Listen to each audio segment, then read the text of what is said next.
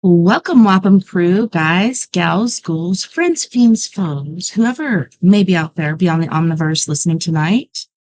Secure your tinfoil hats, buckle down tight, and hold on loosely as we soar over the rocky tops of the La Platas on a rocky mountain high, get sucked into the vortex of the Four Corners, and settle down snugly at mile marker 420 in colorful Colorado. It is Saturday, September 23rd. If you guys don't know, there's kind of like a portal going on right now. 2020 or 2323 sort of thing going on, but that's pretty intriguing. So, for those of you across the pond and beyond, good morning, good afternoon, and good evening to you, and welcome to We Are Paradox Media. I'm your host, Tessa TNT, and we are broadcasting live from the Mile High Clubhouse tonight. So glad you could join us on whichever forum you're listening from. If you want to join us live, you can find us on Facebook under We Are Paradox Media. You can also find us on YouTube under the same, as well as Twitch.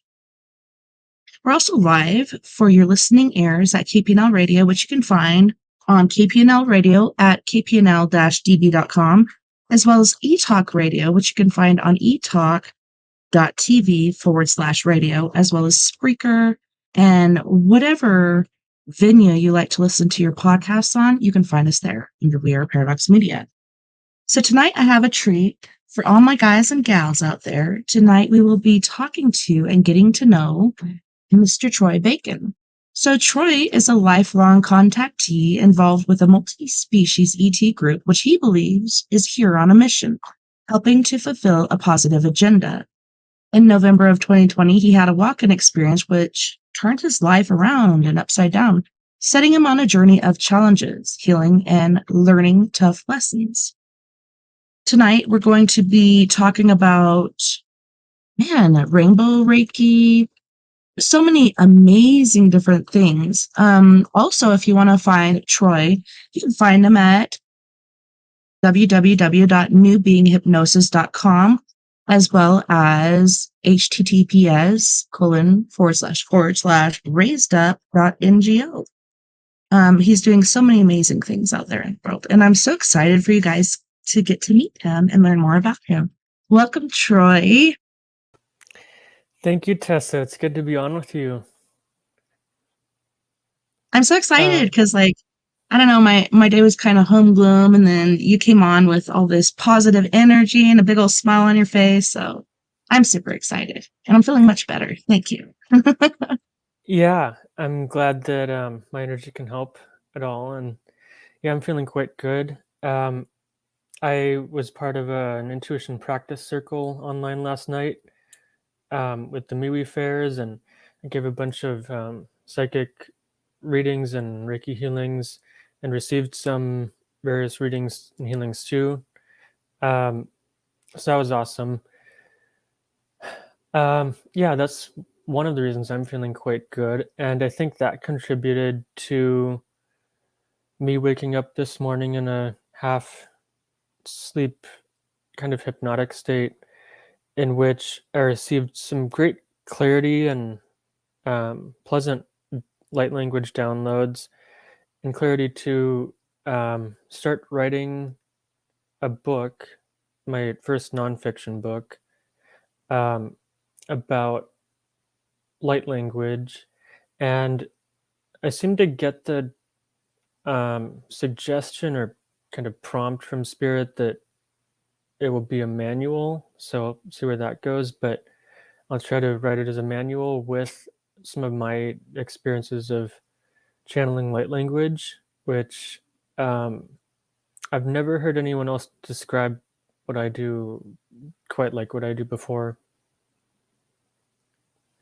Um, Yeah, and it's amazing, like you said, like you gave and you received. And I think when you do positive and you put it out in the universe, it comes back to you tenfold. So I'm glad that happened.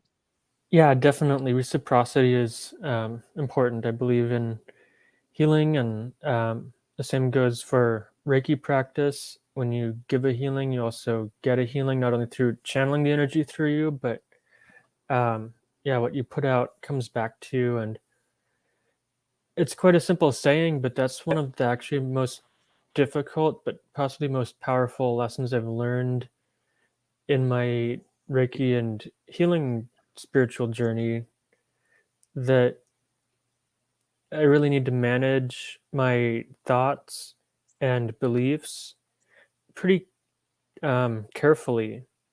And it's really my thoughts and beliefs from some of the dark times in my past, remnants of them, and also many past life traumas and um, beheadings and murders and burnings and hangings and other stuff that was done to me, that has yeah, contributed to stuff that I didn't even realize I was running, programs of belief I was running that were blocking me. But now I'm really overcoming that at this juncture in my life. And yeah, I feel much lighter having overcome a lot of that and coming back into my own light and learning about the God within me.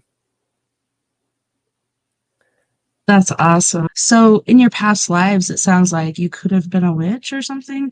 And it's funny that you talked about beheadings because my son's like, did you know that after your heart starts or stops pumping, that your brain keeps going for about 7 minutes? And so I had to bring up beheadings, like when people would go under the guillotine and they could still see things and hear things around them. Like to me, that's pretty amazing. But he's like, no way. Yeah, quite fortunately, I don't remember the part of being alive or aware after my head was removed. But yeah, that was just in my subconscious from at least two lifetimes I've had remembrance and reconnection with, um, in which my psychic powers were just so strong and acute that um, they scared people and threatened, or other people felt threatened. I didn't threaten anyone, but yeah, like a neighboring tribe in the Grand Canyon beheaded me, and then some others in Lemuria. I don't know how long ago, probably tens of thousands of years ago, if not hundreds of thousands of years ago, when I was in Lemuria. In one lifetime, I learned that my physical eyeballs were like mostly blind, but I could still see perfectly well because my third eye was so acutely awakened that I could just see and sense everything around me. I haven't quite recovered that yet in this lifetime, but I don't think I need it because my eyeballs are still working okay. Yeah.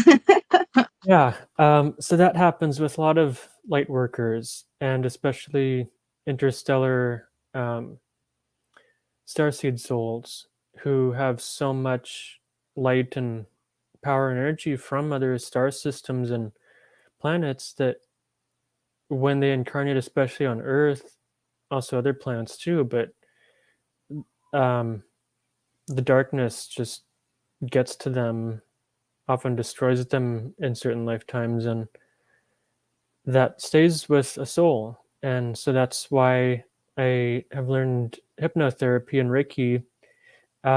They both work pretty well, though. Really, most of what I do that I'm doing now is kind of what I used to do in other lifetimes. I've recovered my abilities, and it's more along the lines of Reiki. Um, when I am working with a person sending Reiki, I also tune into them, and especially if it's a past life blockage or really anything else, or even in their past, I pick up on what needs to be healed, or even just in the present moment. Anyway, I tend to give a psychic reading too, or just psychically read, and then even if it's by distance, I don't know if this is known or talked about by other people, but I think there should be a clair skill called something like psychic distance. I'll have to figure out a name for that, but I seem to be able to. I don't think it's remote or astral projection. It's more like remote accessing. I feel that I do to tune into a person, their energy body, and everything that's needed and going on, and um, even in their past lives, I remotely access that and sense and see and feel and hear things, um, and especially get messages from my guides of what they need. But yeah, that's a big part of my process. Mostly Reiki, but I can also incorporate the hypnotherapy that I've learned with suggestions if needed. So do you feel like our past lives and the trauma we've gone through, and some people call it like family curses and such, do you think that really impacts people without them even knowing about it? Um, yes, I I'm mostly of the light, and I don't do anything with, or I don't cast curses or anything like that. But um, I have undone what may have been curses on me, and people have helped me undo curses, so I have some experience with that. Um, Certainly, I've fought a lot of demons, but yeah, definitely, there are many forms of magic, and one baseline thing that I've learned, especially for um, healing, is that we're not a constant, or at least our bodies mostly are not a constant thing. It's mostly an illusion because of the constant change that's happening with our biological bodies, um, with our cells, all of them constantly reproducing, replicating, and then a lot of them being discharged every day or falling off the skin and such. And um, Tessa, did you just say something? No, my daughter did. Oh, okay. She needs some paint. I think she's doing a craft. I'm sorry. I thought for a moment that was a ghost or something tuning in. Luckily, it wasn't. I did have a doppelganger show up. I think it was the week before last, and it was weird because I went out to get the kids' clothes ready on Sunday, and I also grabbed a snack because I don't really eat earlier in the day, but late at night I do. And my husband gave me the funniest look, like I did something wrong, and I was like, "What's going on? I didn't do anything." He's like, "How did you do that?" And I'm like, "What are you talking about?" And he actually saw my doppelganger come into my office, and I was out in the living room taking care of business, so Hmm. that was weird. Yeah, and Yeah. before when I Oh, Um, went to go get my clothes this morning, um, he said that I was sitting on the couch when he passed, but when he passed, I was in the other room getting my clothes.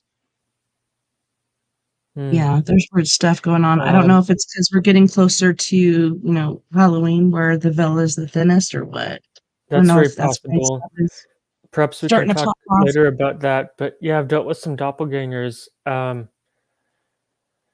It's actually been a little bit since I've had to deal with one, but unfortunately, they happen, and they're kind of like darker spirits, I believe. Um, Normally, they're spirits. Sometimes evil aliens or nefarious aliens even impersonate people and yeah, do stuff like that. Um, but even with nefarious aliens, I've learned that we can overpower them just with our wills. And because we are living here in our world on this planet, even though they're living here too, really, a lot of them are within the earth. But yeah, we have powerful wills and we can use our wills to claim our home space.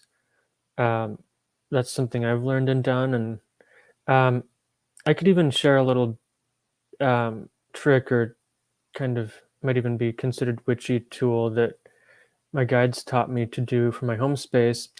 I live in actually a pretty old building that was, I think it's over 80 years old, but it was built as military barracks. And then after Oh, wow. um, the, I think it was after World War II when the military didn't need these buildings anymore, they were then turned into apartments. And so there's actually quite a few deceased spirits and soldiers and other um, even various other deceased people, spirits that have lived here. The lights are So confusing. I don't know why. some just live here all the time and are True peaceful. But facts. Because I yeah, thought it so and there was actually a time last year, mostly for months, um, when things were getting moved in our apartment, and um, yeah, like sometimes I'd be home, and usually it was not when either of us were home, my wife or I. Um, Sometimes it'd be when we even go out for a walk with the dog, or um, go out to work and come back, or even go out on maybe a road trip or a little trip somewhere. But things would get moved. Um, she didn't seem to talk about it as much, but I definitely noticed it. And some things were moved in very uncanny, almost impossible ways. Our dog wasn't able to have done some of the things. Um, but yeah, sometimes I would set down an object, or I would just know how things were placed. And then I would come back a little while later and they were just moved. Some things were like moved in the middle of the floor. Um, One thing was moved off of kind of a higher radiator heater on the wall down to one of my altars, which my dog could not have done without messing stuff up, and nothing else was messed up. And so I eventually learned to cast my own protection around my home space, especially with Reiki. After I started casting protection with Reiki almost a year ago, then the object stopped moving, and it really works. Um, I'm just about to start teaching Reiki pretty soon after I finish my master teacher certification. And so the trick that I do is I bought a bunch of little black tourmaline pieces and put one in each corner of each room. And so it creates like a grid with the tourmaline around the corners of the room. And every time I cast protection, I energetically connect with the tourmaline pieces and cast Reiki to them. I charge them first before I put them out too, but um, they just sit there, and they're like the pillars of the space now. And just by doing that, that creates a grid. When you cast protection every day or regularly, that reinforces that. But also just imagining a box of light really around the walls of your home space, or even a large sphere of light, doing that every single day, casting that with your will and energy. And also, not just a sphere of light that I do, but I ground the capsule of light around my home to the earth itself. So then it's also just connected and grounded to the earth. So that works. Yeah, magic works. For healing too, the point I was getting around to earlier is that our cellular bodies are constantly in flux. That doesn't stop until our last breath. And because of that, um,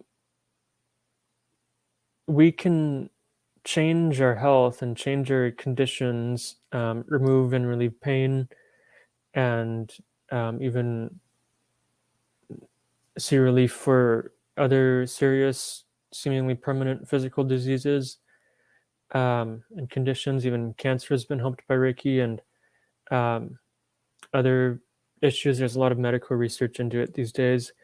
But the way that works is that you just insert the healing, even with hypnotherapy. That's how that works too, is inserting a different program, changing the program that's in the subconscious so that the body then receives a different program. It literally is very similar to our computers and how the computer has its physical structure, but then we can download all these different apps and programs to do different things.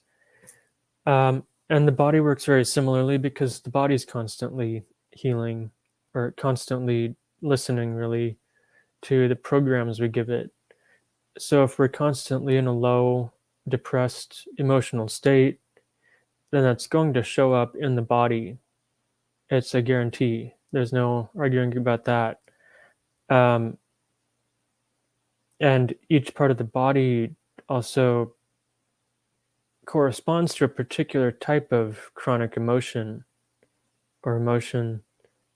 Um, Even more short term, I tend to get headaches still when I fall into patterns of worry, especially about money and resources or outcomes, things like that. If that's just constantly going on, or if I'm not um, in a more positive state of making good decisions for myself and executive functions in my life, then that can manifest as headaches too if I'm just not taking charge of my own thoughts.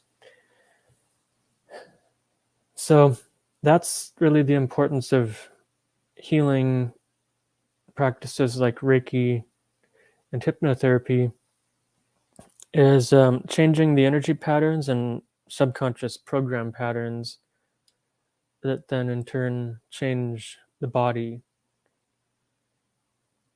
Every single thought that we think is powerful, every single thought is something, some sort of energy or electricity even, but also quantum and metaphysical energy too, that every single thought and belief we have is like a signal that we're sending out into the quantum ocean we live in and the spirit world too. And that's how the law of attraction works, in essence, is um, what we believe and what we think and ask for. Same with prayer and intention. When you do it right um, and do it clearly, then that is just sending out basically a signal or purchase order to the universe, and you receive what you're in resonance with. So I could go So on yeah, I talking agree with about. you with like what you were saying as far as our thoughts are a powerful thing. And I used to know an elder, I'll call him, in the church back, and it was like over 20 years ago. I used to talk about that a lot as far as like your mind is very powerful and your thoughts are a powerful thing. And you can actually manifest things by having certain thoughts, or things can happen in your life due to that as well. And like you were talking about with cancer, if you have, different negative thoughts, you're in depression or negative things are happening, like that can be stored in your body if you don't get rid of it correctly. Yes, definitely.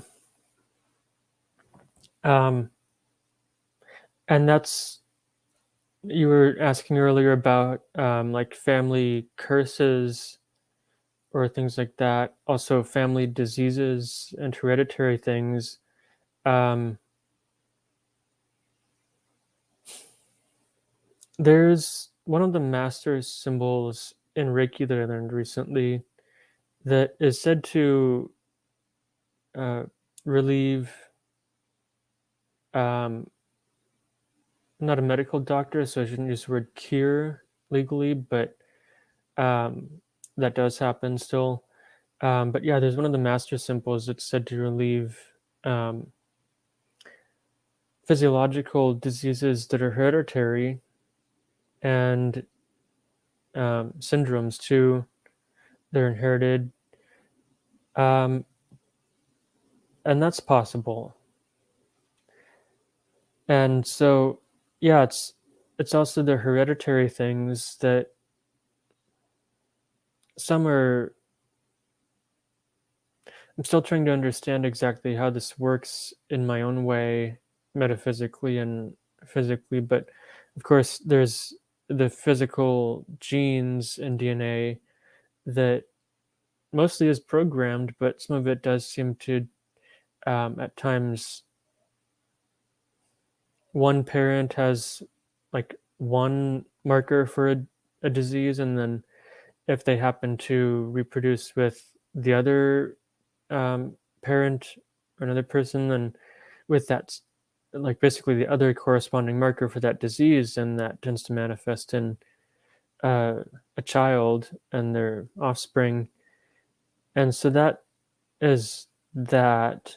Um, but that still has an energy component too. And somewhere in um, back in the ancestral line, there must have been something that started that. Some of its fears, some of its phobias, some of its intense trauma that could have happened to an ancestor, possibly due to war, um, even maybe losing a child. An ancestor losing a child might have caused a pattern at some point of then one of their daughters not being able to conceive of a child or something like that. Um, yeah, there's so much trauma that can happen to ancestors that then does stay as a program in the genes because our DNA is proven to be a quantum crystalline substance that, um, for example, one scientific experiment that I heard of years ago is that if you put a strand of DNA or a little bit of DNA in like an isolated, I think it was an isolated room or capsule, and expose it to light, then remove the DNA, then the same structure and form of that DNA will still stay in that field of light, still remain. So, yeah, DNA has been proven to be quantum. I don't remember the guy's name, but there was also one other author I heard of. I think it was on Coast to Coast some years ago. Um, I think he wrote a book. I wish I knew the author, but he said something interesting about. I think it was actually proven that this happens at the point of conception, especially for humans, but I'm sure there are animals too. Is that when an egg is fertilized by a sperm, then there's like a flash of light that happens instantaneously. Um, and so, if that's true, I would imagine that is, then what kinds of information and maybe even color frequencies and quantum information might actually be encoded in that uh, field or that flash of light that could also affect the then fertilized egg and its programs. And so that's kind of, it all goes together, but that's also how our bodies get programmed, also through media and just teachings, school, and every bit of information that we're taught through our mind and subconscious gets programmed into the cellular structure and programs. And then it's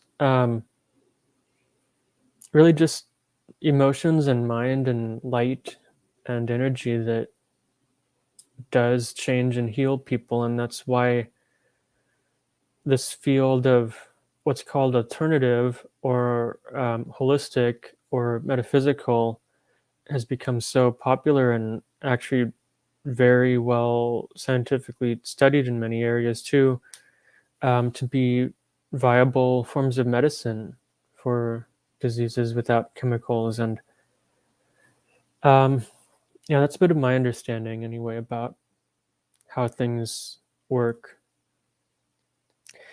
My dad is a machinist, and some of his ancestors were also kind of mechanical types in different ways. And so I just have a brain too that is apt to understanding things in an engineering type of a way. One friend dubbed me the ethereal engineer, and I like that title, though I That's don't say awesome. that all the time. Yeah, it's a pretty awesome title to be given. Yeah, I think so. And I know I'm not the only one. There are a lot of ethereal engineer types, but I do consider what I do with people also ethereal engineering, patching up programs and trauma, um, changing energy patterns, and just and then also reinforcing and charging and activating other positive energy programs that then they can live a positive, happy, productive, meaningful life with. That's one thing I do, and one disclaimer of my services too is it often comes with an activation, especially with Reiki, energy activation for activating more of your soul's purpose and embodying your unique mission that you chose to incarnate here with and fulfill. Do you believe in the soul contract? One of the things that I learned early in life due to going to church was we see the life that we're going to live. It's presented before us, and we have the option to go in or not. And we sign a soul contract. Do you think that's a real thing? Yes, I do. By the way, what kind of church was that? Because that's not normal church teaching. I've heard. Yeah, that's LDS. So, Okay, the Church of Jesus Christ of Latter-day Saints, aka Mormons. I see. Yeah, that's a core principle of my teaching and my practice too. Is I work with soul contracts, and I've just known for a long time through past life regression and memory, and um, just known that indeed we do agree on these soul contracts and write them ourselves too, partly before we enter into these physiological bodies. And that's just a part of, I think, God and the universe and the gods within us, or the God energy within us, as um, metaphysically and um, philosophically, however you want to call it, we are children and creations of God, whatever the creator of the universe is, that's constantly creating and created these universes. Um, I'd become aware of primordial beings. Even last night, I did a Reiki healing and reading for a client who I'd never seen this before, but I went back to their first incarnation in a completely different universe, different galaxy. And before that, even I could see, and I read that they were a primordial organizer of the universe. Very interesting. Such gigantic beings, really, those primordial organizers. Yeah, that's soul contracts, and really, there's no accidents. One of the things that I teach, that I will be teaching in my Reiki classes, is that people may disagree with me, but this is what I've learned and what I believe, is that you're never a victim, but a participant. And of course, there's all kinds of other free wills, other beings who do stuff to us, who want to do different things that are not what we want to do. But we choose to participate, or have the power to choose to participate when we learn that. Even the programs that people are constantly running from past lives and even this life or whatever, that is participation by continuing that participation in that energy program and participating in a certain circumstance or outcome. If you believe that people are always going to be mean to you, or if you believe that nobody loves you, or always be rejected, or my ring light keeps turning off. That's okay. It's not really very important. Still look good. Yeah, thank you. Anyway, yeah, we participate, and we can choose to not participate in the things that we don't like. If we get involved with maybe a circle of dramatic friends, or even a dramatic friend, or if we get involved with a bad company or something, then we always have the free will to choose something else, to leave, to start something else, start anew, that's more in alignment with what we want at the time. Yeah. Also, with soul contracts in hypnosis, I have learned to guide people into their what I call the chamber of contracts within their Akashic record library, and from there I can help them read certain contracts, learn from them, even destroy some old contracts that are no longer relevant, especially past life So from contracts can like often be past lives or destroyed. something? Yeah, because they're not the contract that we agreed to for this incarnation, unless it is some other, Yeah, that's from maybe, like way back in the day. Like, yeah, let's from, get rid of it. That's cool that you unless do it's, that. unless sometimes it's karma, or something we still want to maybe change or do something else within this lifetime. Um, Sometimes present life contracts can't be destroyed until there's no more, or until they're fulfilled, basically.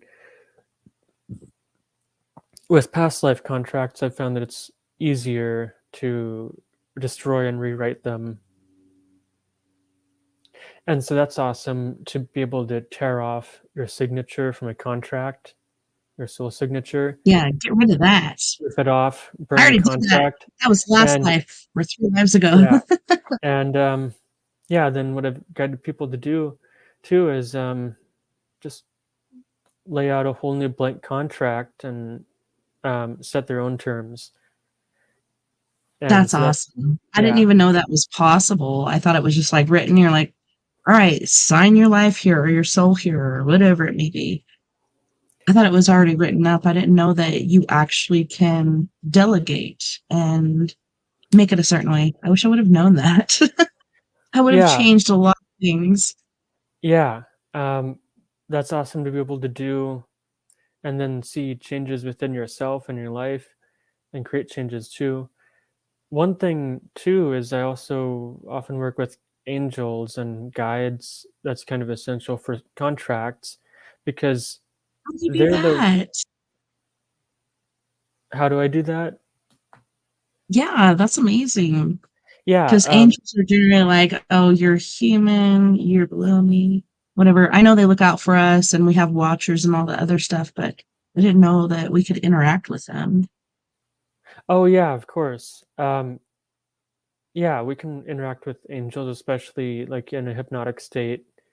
Um, every single one of us, because we choose to incarnate here in a body, um, we we don't just incarnate and then we're kind of set free and like free range fish in the ocean with nothing to protect us or anything.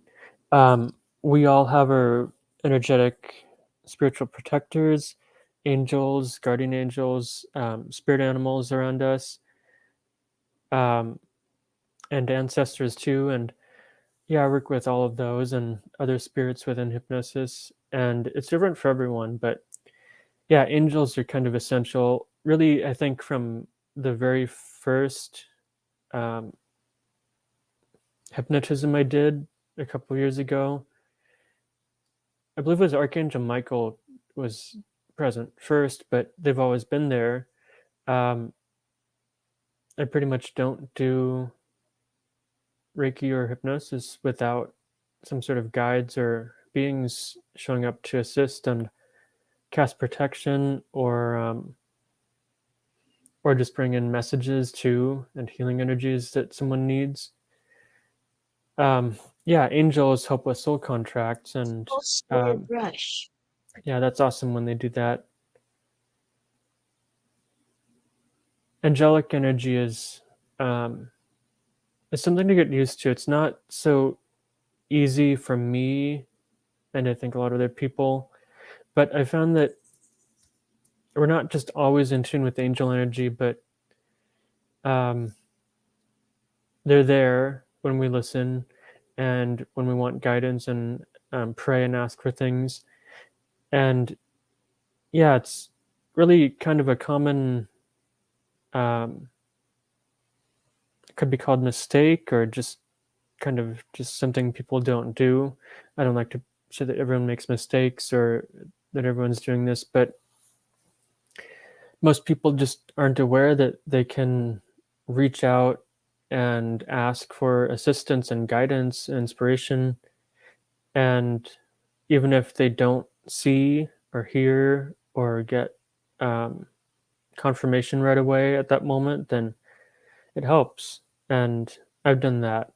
Even if you just like go out at night and sit under the stars and voice your intentions and wishes and what you need, and especially when you say why, the purpose of what you need something for, like a certain amount of money for, or need to be able to get to somewhere for an event, or need to be able to do and have this and that for a good purpose, then that is, I found, an essential um, kind of key or element to spirit giving us and helping us achieve things and get things when it's for a purpose, especially for a greater purpose that's more than yourself and helping others.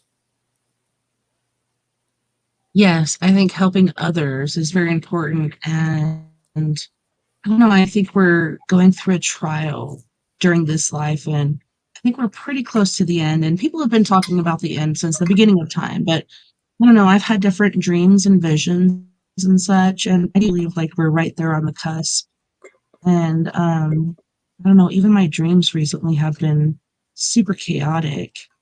One Hmm. of them recently was I saw these white things coming out of the sky, and I was like, "What is that?" And it was parachuters, and it was people coming down to assassinate us. Like they were just coming through to kill us, and I'm like, "Holy shnikes!" I hope this doesn't happen.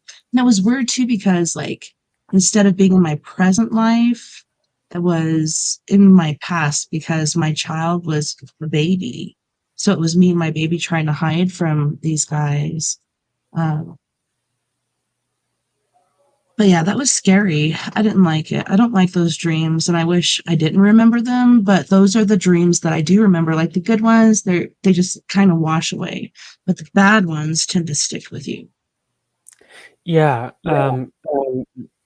dreams just like that are actually something I've helped some clients work with, and change in hypnosis and um, Reiki and angel healing.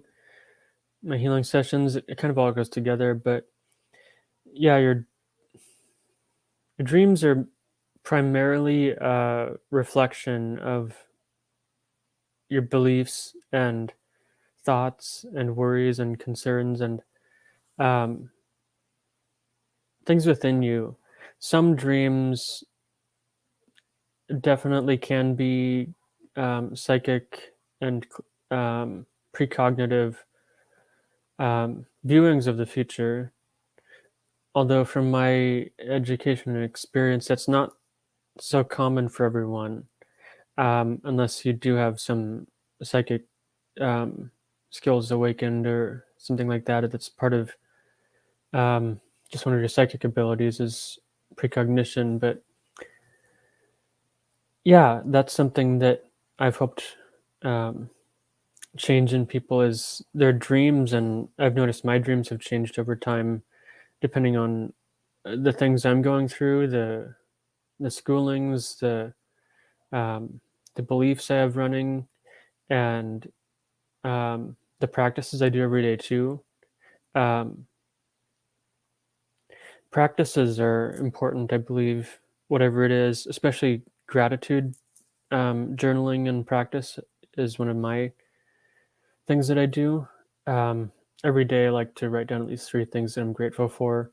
And that's something that my higher self Awesome. taught me too, very early on after my walk in, um, is that gratitude is a powerful force. And truly, I have noticed that when I practice gratitude journaling and also just practice being grateful throughout the day, um, that helps positive energy and positive things and outcomes and resources come to me. And it just reinforces what you have, really, by reinforcing and acknowledging and being grateful for what you have. Then more comes to you, next steps, next bits of maybe greater income or next bits of growth, and whatever is in alignment with what you're really aligning with and what you're resonating with, then can show up for you. And also, soul contracts can be a part of that too. What you've agreed to. Um,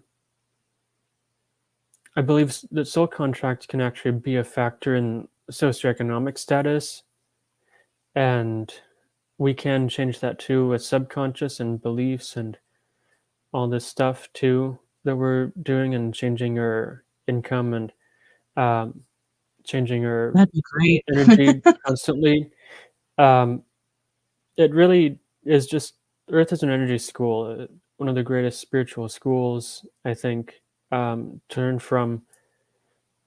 Although I think a lot of other planets are great schools to learn from, but yeah, all of life really is just a school. Um,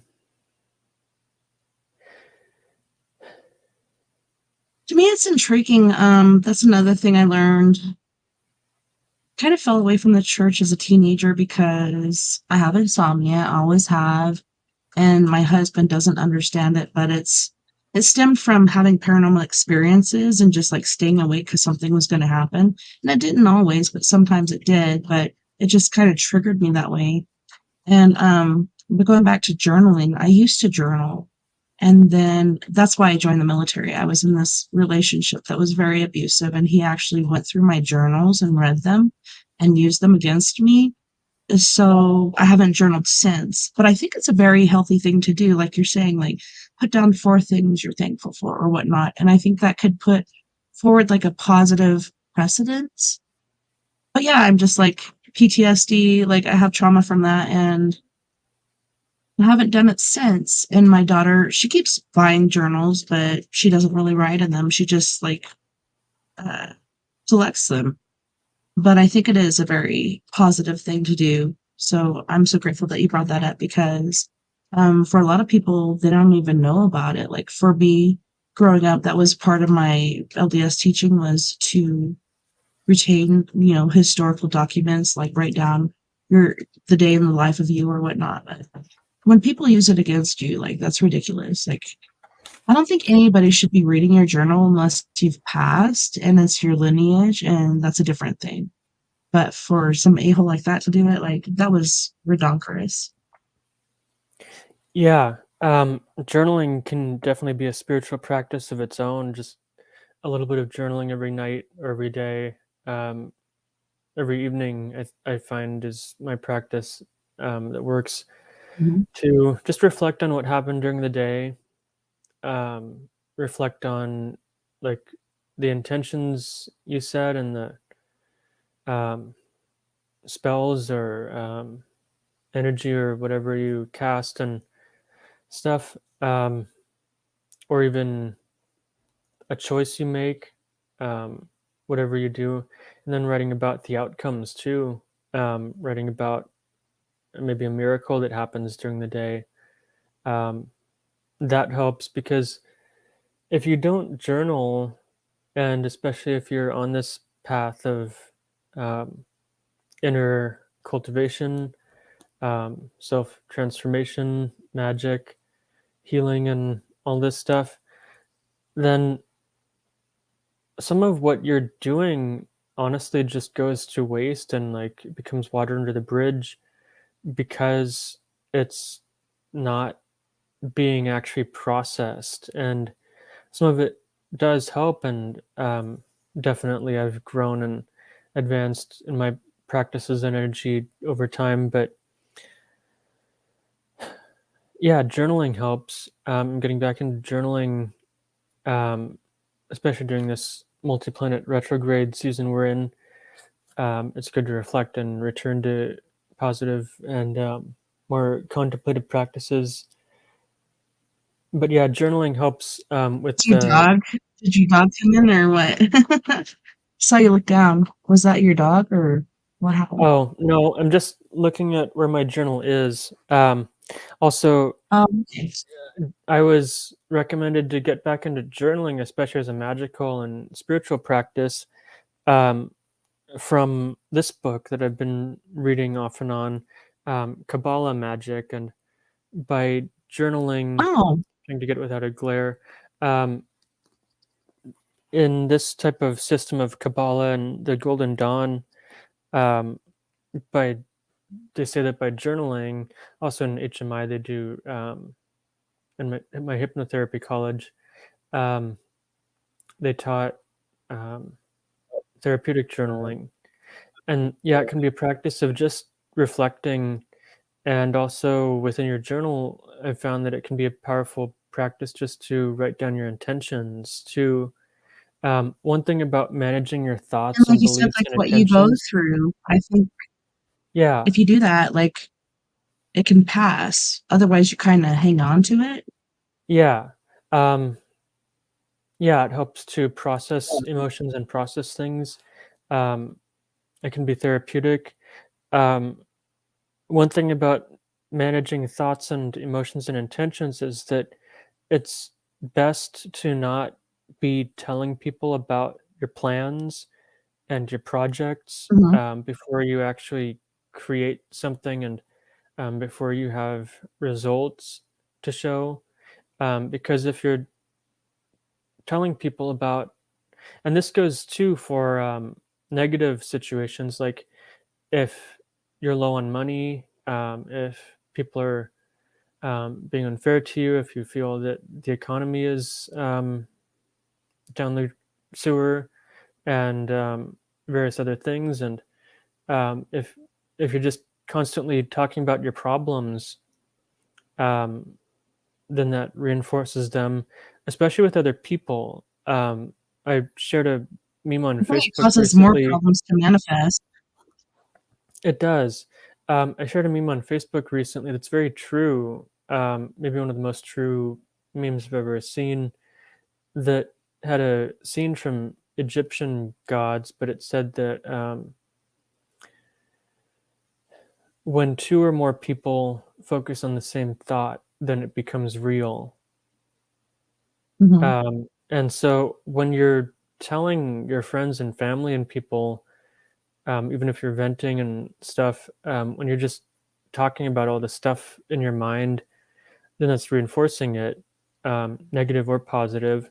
I've Making it been more down, powerful. yeah, I've been down the dark rabbit hole, and um, I've seen that the things I talk about with people and the problems I used to um, talk about then just become reinforced and continue and continue and continue and don't stop. And then nothing really positive happens. Even when I try to do something a little bit more positive, then something happens to get in the way of it.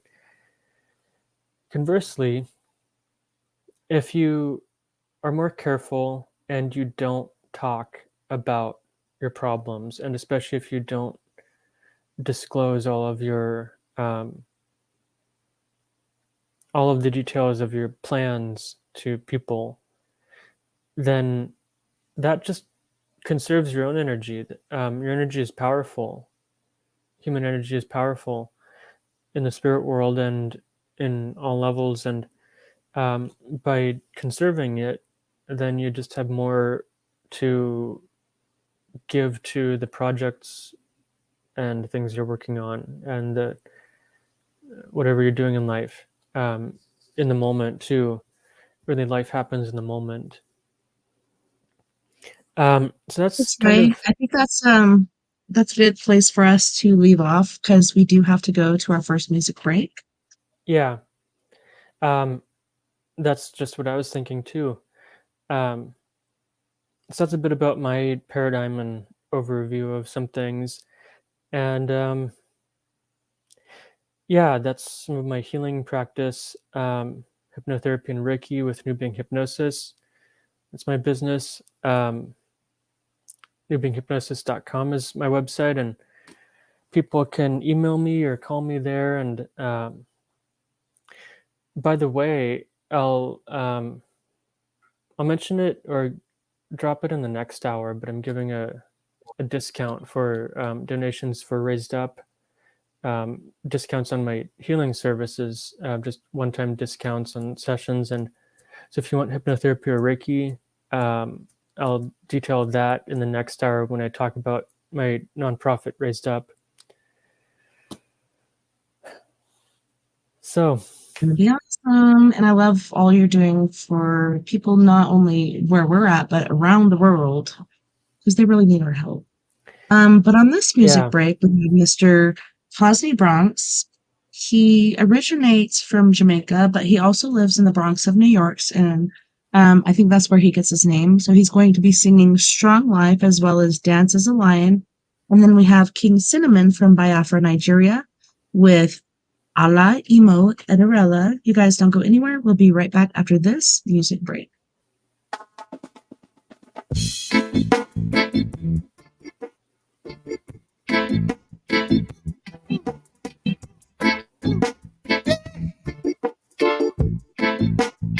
Oh Lord, strong light. We are ready to fight. Hot light for my people. I don't know why my people live this life. I don't know why my people live this life. The obstacle we face is Babylon. The world is a good place, for our freedom. You take everything, you don't bring anything, yeah.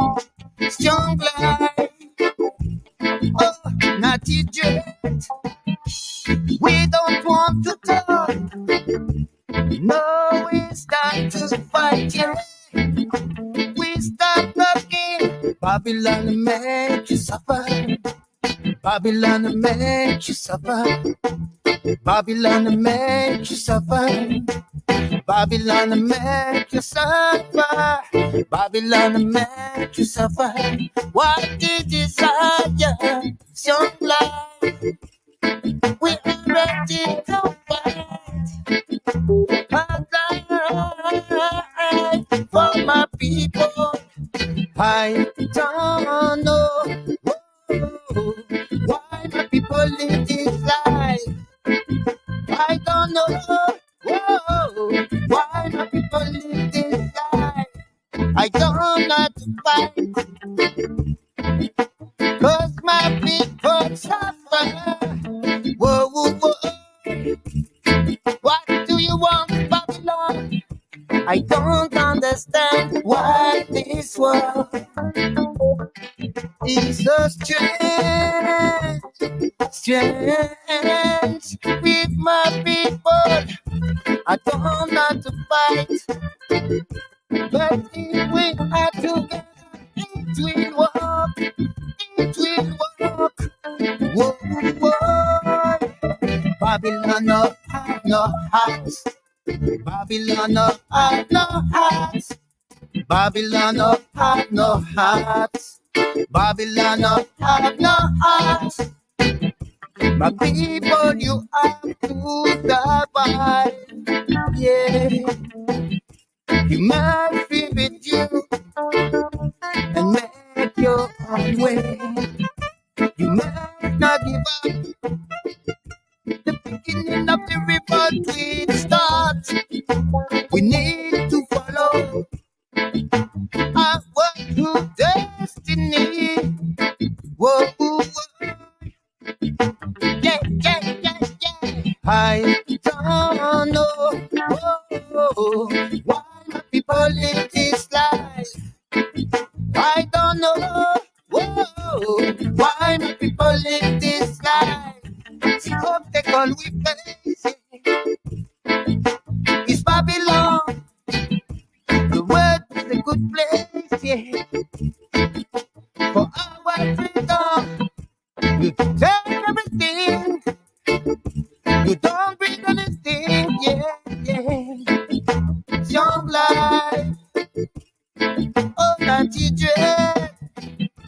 We must believe in a mercy called powerful force that unite. Not just these people stay speechless again. We don't want to go. No, it's time to fight, yeah.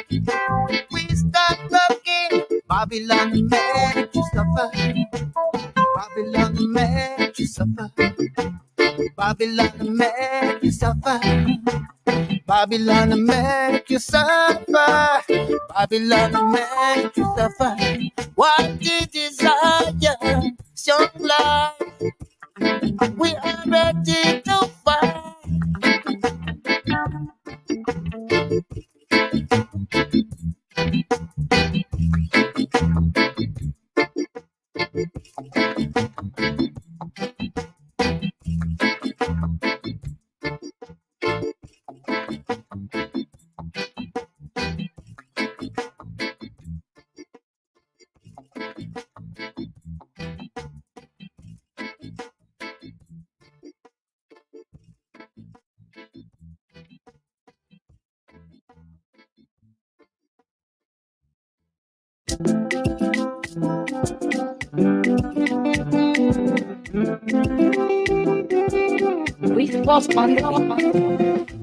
Kani kele Chineke makwa n'ala Imo mbude njem ọnụ. Kani kele onye nwụwa ịmakwa n'ala Imo mbude njem ọnụ. Imo, Alime Kerelo, Alimo, Alime Kerelo, Alimo State, Alime Kerelo, Alimo, Alime Kerelo, Alimo State, Alime Kerelo, Alimo, Alime Kerelo, Democracy Kerelo. Alime Kerelo, Alimo, Alime Kerelo, Alimo, Alime, Gerelo, Alimo State, Alime, Gerelo, Alimo, Alime, Gerelo, Democracy, Gerelo, Dime, Gerelo, and come on, my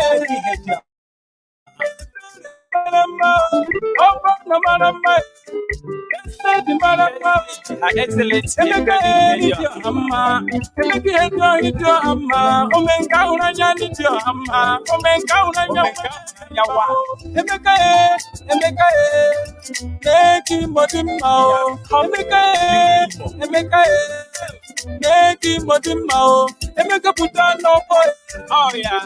Wa ulenu emeka puta no boy o ma dima we me wan pasa emeka neki modima o emeka neki modima o ndem jejembo nwan jejembo o ndem jemano deputy governor mo state chirike jera diro naraka o koma de ma pora alo kwere stere kema alo kuta tere kema alimate tere kema ala Nigeria mara kema onye je monu so standing wa wuche karaka onye baba president to life foundation shirike president general sending group of companies president Balanja mata karaka alo kwere tere kema alambise tere kema alimo state tere kema ala Nigeria mara kema onye mono ranking de shiri kebe arabido hotels ABC transport karaka alo kwere tere kema alambise tere kema alimo state tere kema ala Nigeria mara kema uchonya go chande One pumo koma dima, onye horo ni akele diya o. Nawugi yo furako, kinando tukiyo. Mawunule, chichigari jinala, Imo State yo. Mawugi yo, kinando tukiyo. Mawunule, mirikari zonala, Imo State yo.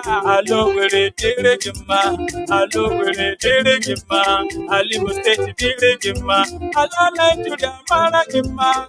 Kijaman, Orange Trucks Limited, Jisa Anthony Ifani Chubuntu Business and Ishirike, Ikenga Dijele, right of his people, most outstanding one, Marama, Iporabo, Alo Were Tiregima, Alicia Tiregima, Alimo State Tiregima, Ala Nigeria Maragima, Honorable Tobago Shirike, Honorable Pina Shirike, General Bota Shirike, Totu Shirike, Ota Hupe Shirike, Injina Benina Shirike, Otomana Construction, Okomatema Ikaraka.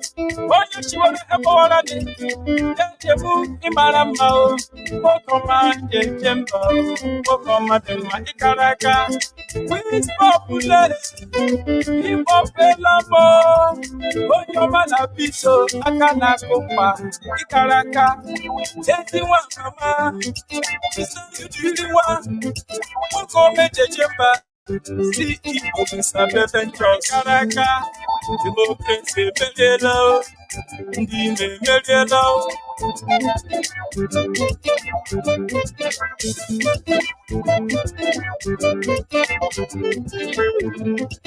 Democracy Medielo Ndime Medielo Alimo Alime Medielo Alimo Alime Medielo From Imo State Emeka has come to rejuvenate Imo State, make you jubilate, make you celebrate.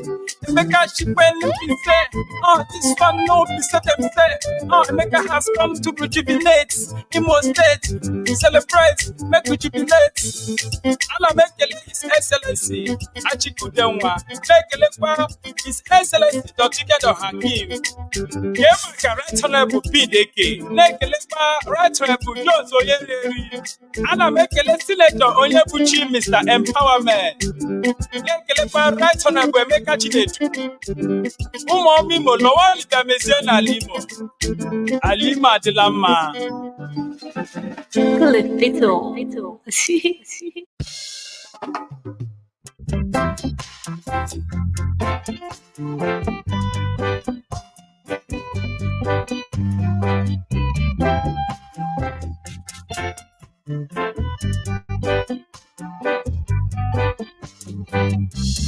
Why Babylon, you want our fire?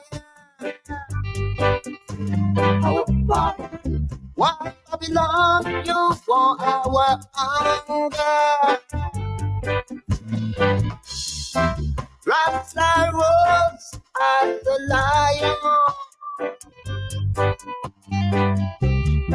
Selassie I on the Mount Zion. Oh, people are irate. In this place we have the fire. In this place we have the love. We need peace, so we need love. Human dance around the clock. We need peace, so we need love. Human want rescue humanity. You want my rage, you want my strength, you want my love, you want my heart. Yeah, my heart. Why Babylon, you want our fire? Our fire. Why Babylon, you want our anger? Oh my God, rescue my people.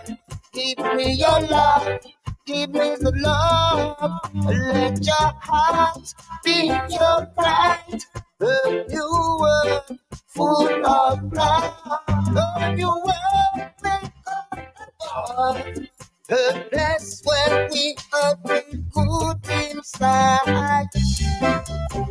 Protect humanity. We have to save people from poverty. We don't want your frustration. We don't want your illusion. We don't want your education. We don't want your frustration. You man move up, rescue your history. We celebrate the love coming from God. We say it's a power of your love. Let's dance as the lion in this place full of positive vibes. Yeah, let's dance for all night. Hey. You are my rage, you are my strength, you are my love, you are my heart. Rasta rose the lion. Selassie I on the Mount Zion. Oh, people are irate. In this place we have the fire. Dance, dance, reggae music come from Jah. Dance, dance, around this place, Rasta. Dance, dance, it's our chance to unite and chant the word. People in love, people in love. People in love, people in love, yeah. Humanity, protect humanity. We have to save people from poverty. We don't want your brethren now. We don't want your ambush Babylon.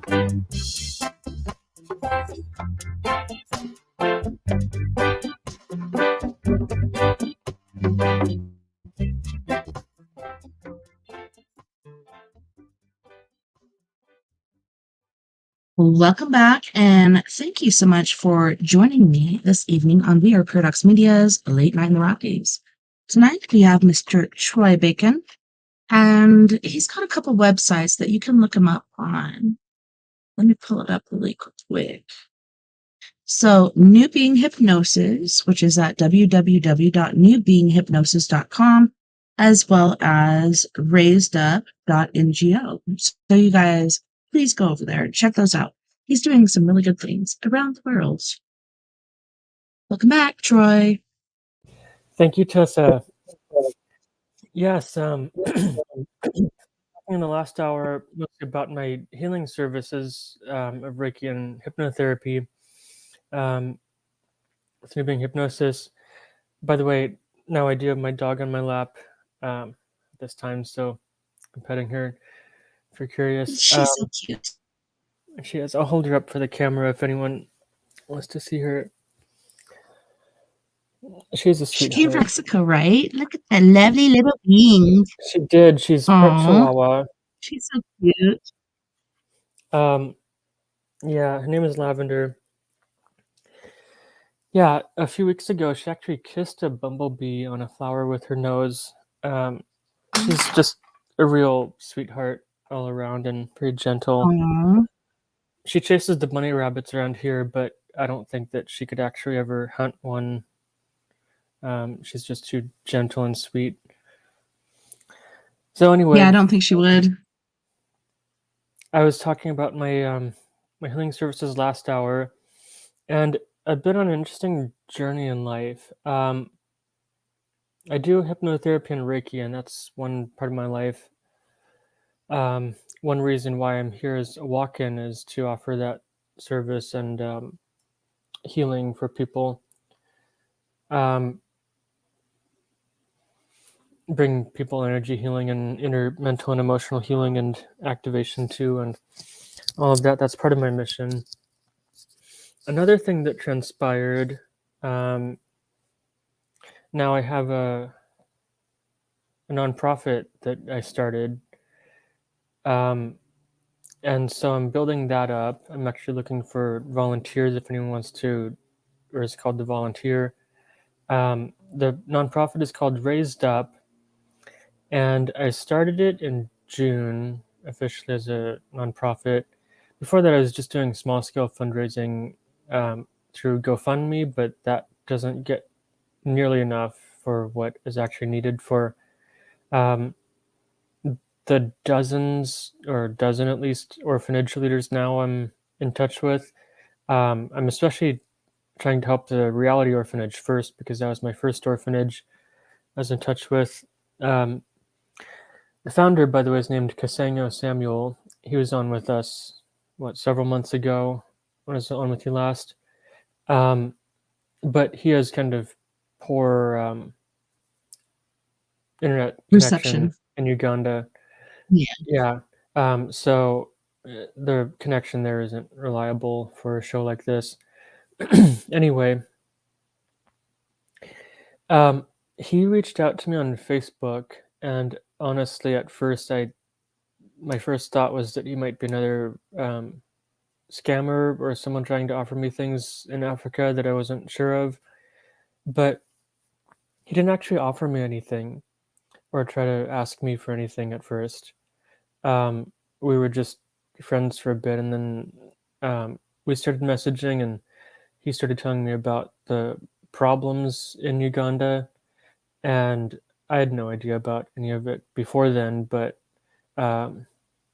abortion is illegal there, and that causes young girls who get pregnant as teenagers to either carry it to term and orphan their child or even do dangerous abortions at times.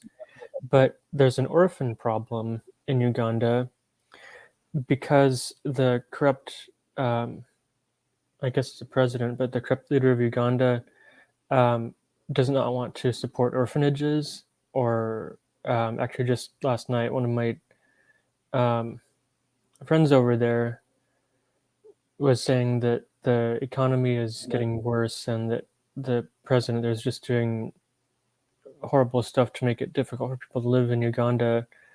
Really similar to America, though. Yeah, I was They, about to say, like, yeah, we're going through the same thing, but they yeah, have it much worse. they do. They definitely do. The orphans and the orphanages, and a lot of people in Uganda just have it a lot worse. Some of them go days without eating food because they don't have money. Um, my friend Kasengo just last night posted a video on my group, Free Public Facebook group, Raised Up Donors and Friends. Um, it was another video of him going into town. It's like the second video yet that he's done, but he was giving like a tray of food. It looked like a microwave tray of food or something like that to a young kid sitting on a looked like a freeway overpass bridge. It was like a bridge. Yeah. Yeah, a homeless child. Um, he runs his own orphanage with like 40 orphans now. Started at like I think 4 or 5 or so orphans, just a few at first, and he doesn't have the facilities to house all these 40 orphans. They don't even have beds, each of them. A lot of them sleep on the floor. Some of them share a few of Yeah, the I saw couches the or beds mats that that they they were, like, have. carrying around. I was like, yeah, they're Yeah, pretty dirty, and it's just like, could you imagine trying to sleep on that? And I imagine it's much better than sleeping on the dirt or the ground or whatever, but still, it's like, man, I yeah. wish these kids had something to I don't know how old those pads and mattresses are that they sleep on, but they're really gross looking. Because a Mhm, lot of them or some of them share those, the few of them that can fit on those, they're constantly spreading colds and flus, mostly colds, I think, but mhm. sometimes other more serious diseases. And yeah, that's one project actually that is posted on Raised Up to raise it's over like $4,000 that they need to buy metal bunk beds that will last a long time and new mattresses and sheets for each of them, just at that one orphanage. Um, and so, yeah, anybody who can donate to any of the projects on Raised Up is very much appreciated. Even like a 10, And 20, if you or do go to donate, you can go to Sendwave. That's what I'm using right now. It's uploading at the moment, but, yeah, last time I couldn't afford to do it, but this time I can. But yeah, I try to help when I can. Recipient name would be Yogero Agnes. So it's Byogero Agnes, and the number is 256-781-540-536. yeah, that is the bank account that Casengo Samuel uses. To fund his orphanage, basically. That's a secure donation. There's a few different options on his website um, that I send it to from donations on Raised Up. Um, there's Remitly, there's Sendwave. I think there's one or two others. They're very secure and simple too. If you want to go to his website, which I have to look it up The again. most It's recent thing, like, I didn't know about the bunk beds and stuff, but I heard about that little girl that has, like, a cancerous thing growing on her lip, and he's having a lot of difficulties with that. So yeah, far as I heard, like, it's really painful and such. It's like a mouth cancer, but right on her front lip. yeah. That's one project that I think I just posted on Raised Up, for a girl named Annette. She's only 6 years old. Mhm. It looks like a regular lip deformity, but it's actually a tumor, the Yeah, I thought it doctor was like said. cleft palate or something at first, but then I heard it was cancer. I'm like, man, and I hate that. And it's like what you were talking about earlier, like these different things that we store in ourselves, or if two parents get together and they have the same genomes or whatnot for cancer that could be passed to their kids. Like, I don't think any kid should have to go through cancer, but it is Yeah, happening. And you just shared a link for okay, so if you guys want to go and check it out, it's Reality Orphanage, May, m- Uganda, my you UGEU. yeah, the Hmm? I sent it to Tessa. She can forward the link. Um, their website is Reality Orphanage Mayuge Uganda. Looks like -8.webnode.page.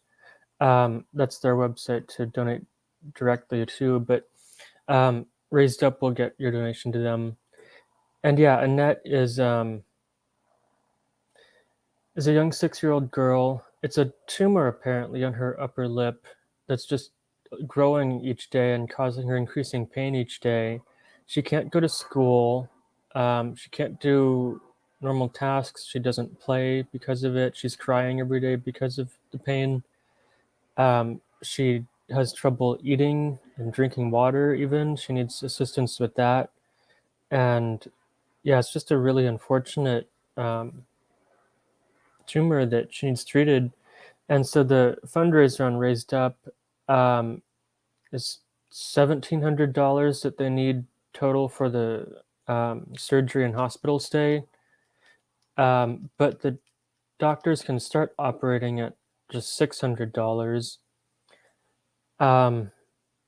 US dollars converted into Uganda shillings. Mhm. Anyway, yeah, if anyone can donate to that, that would be great. By the way, I'm offering a special right now for my healing services too. That um, a $50 donation will get you 20% off one of my Reiki or hypnotherapy sessions.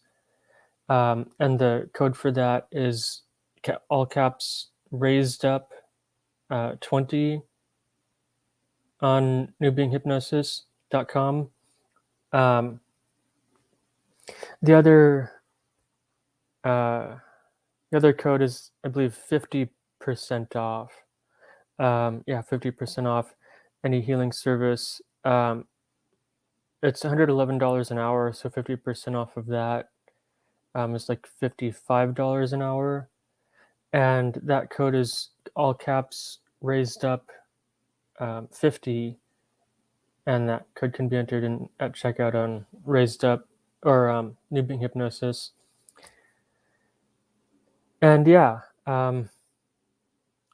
anybody who donates $100 will get 50% off a healing session, which is honestly already a pretty low rate. I try to keep my rates a bit lower um, for most people to be able to afford them, but also for this trade, similar to what I was mentioning last hour, with Reiki especially, it's best done with a trade. The energy exchange is best done with a trade so that you get a more complete energy exchange, and then there's the monetary exchange. That's the reason for that, metaphysically. Yeah, Annette is one little girl.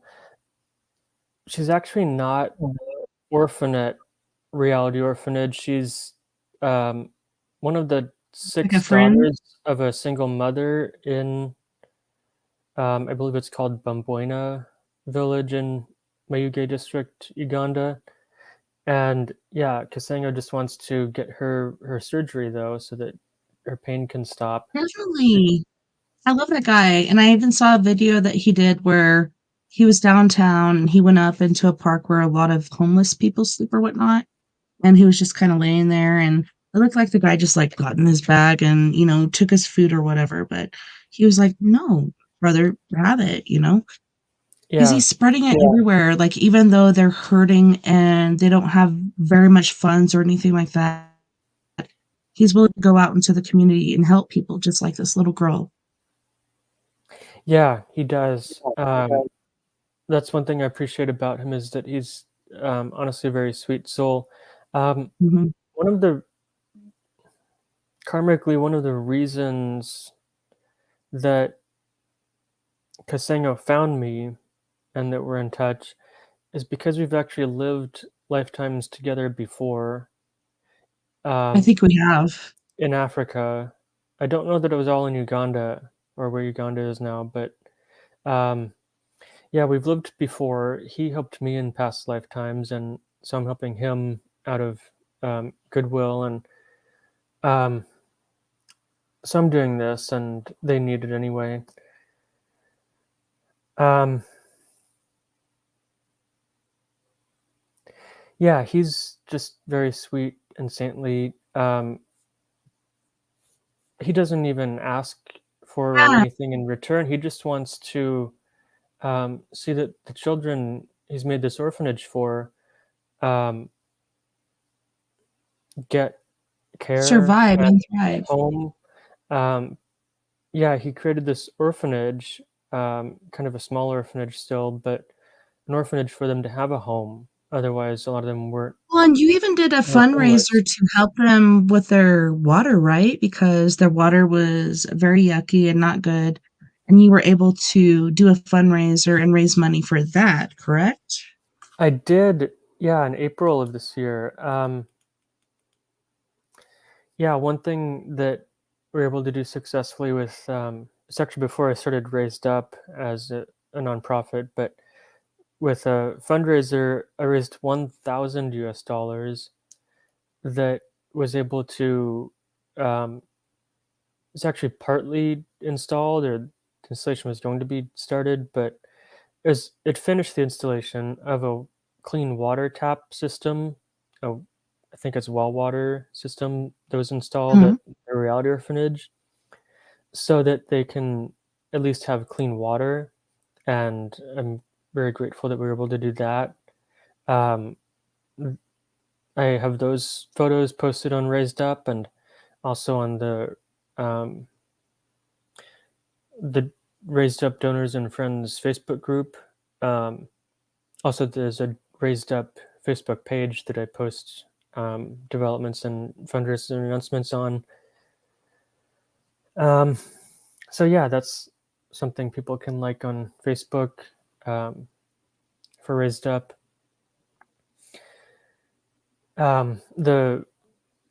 The icon for Raised Up is an elephant. Um, I Oh, chose for me, that. it's oh yeah, that's an elephant. Sendwave is a penguin. So we have Oh different yeah, animals going. yeah, that's Sendwave, but the logo for Raised Up is an elephant. If anyone wants to look for that. I chose that because elephants are often happy-looking creatures. They're Mhm. very strong and tall and resilient. And spiritually, they also represent removal of obstacles. Um, a lot of people also consider them to be the creator of their obstacles, but can remove them. And so I'm chose that symbolism uh, to embody or to manifest um, the removal of the obstacles of the orphanages and orphans in Uganda.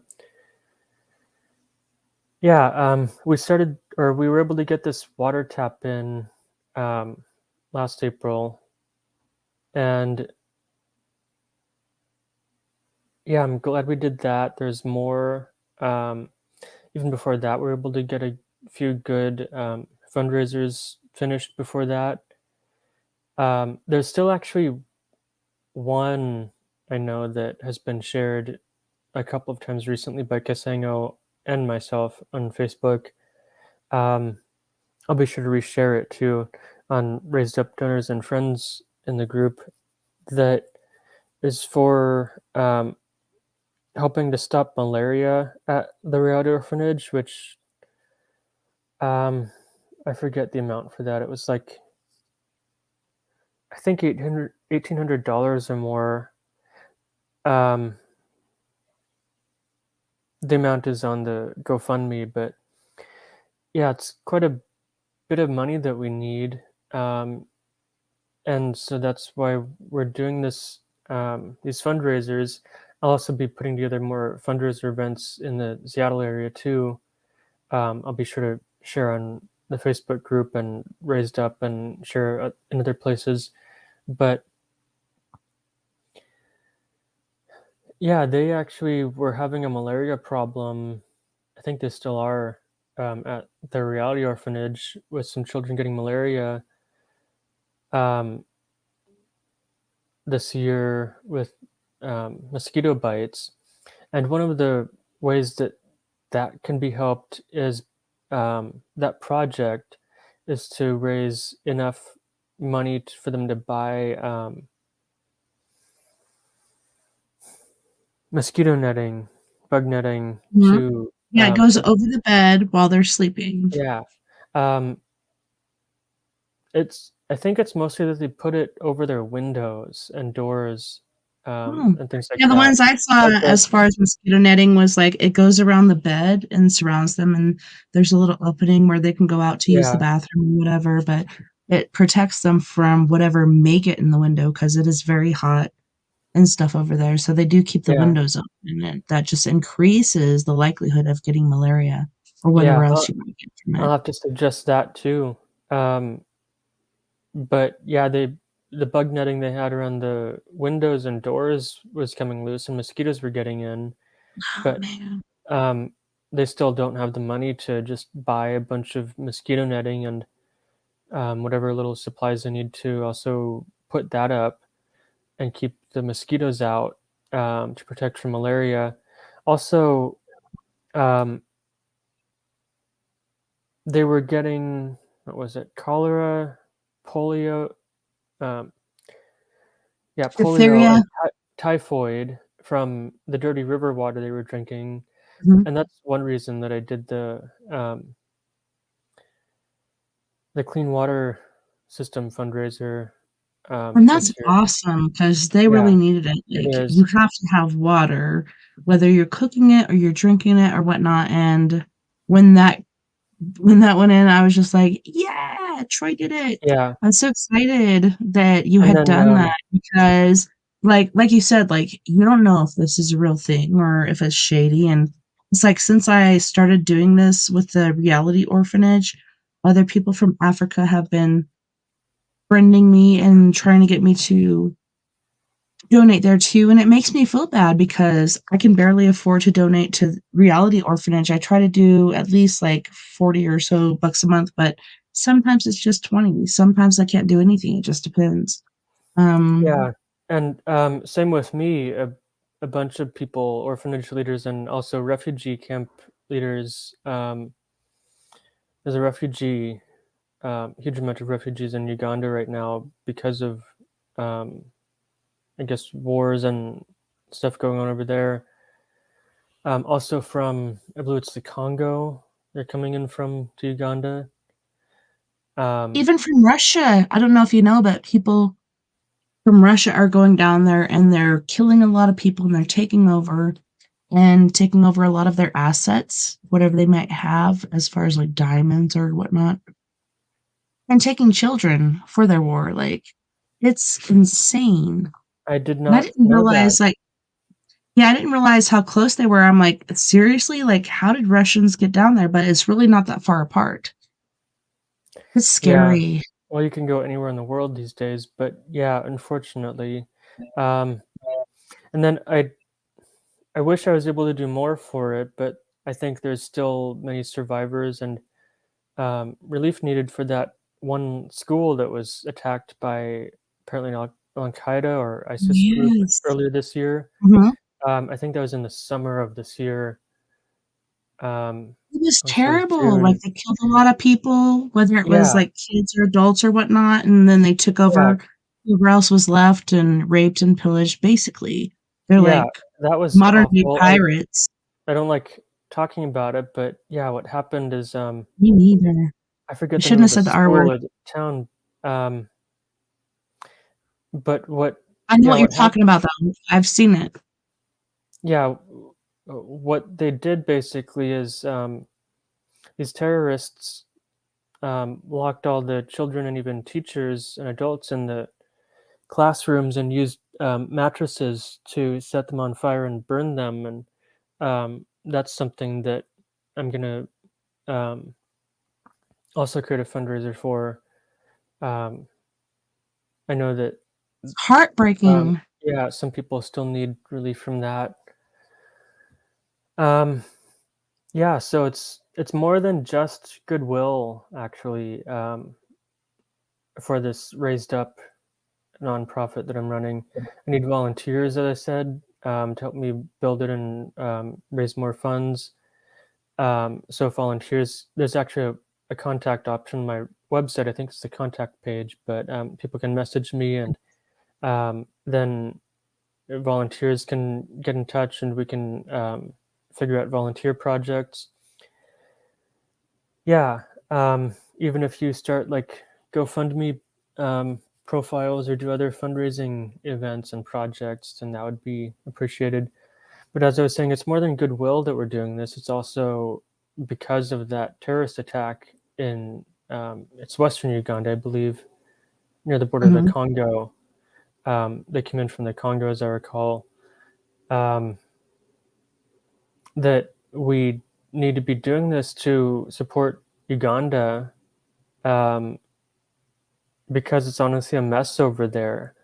And more than just support because they need it, I think on more of a spiritual level, one of the reasons that we all need to be participating in this and helping each other in this way is there's a lot of great unity consciousness that actually comes out of Africa, even though there's a good Well, amount that's of where a lot of us corruption. originated. Like, I'm basically 99 point whatever percent Northern European, and that includes British, Irish, whatever. But a small part of me is African, Uvambi and stuff like that. And that's where I originated. Like, went from a canoe, went up Yeah, north, and all this stuff happened. But I think we all originate from there. I think that is actually the Garden of Eden, is Africa, somewhere in there. But I think a well, lot of us do originate from there. yeah, there definitely is a lot of um,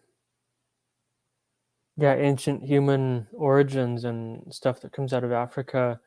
Um, and I think it's very important that this that everyone around the world and everyone who can donate.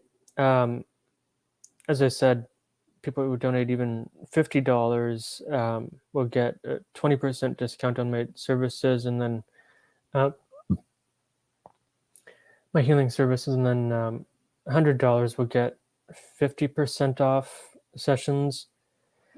And yeah, we need to do this because it's important, I believe, to not let Africa to just become a neglected kind of slum of the world, essentially, or even Yeah.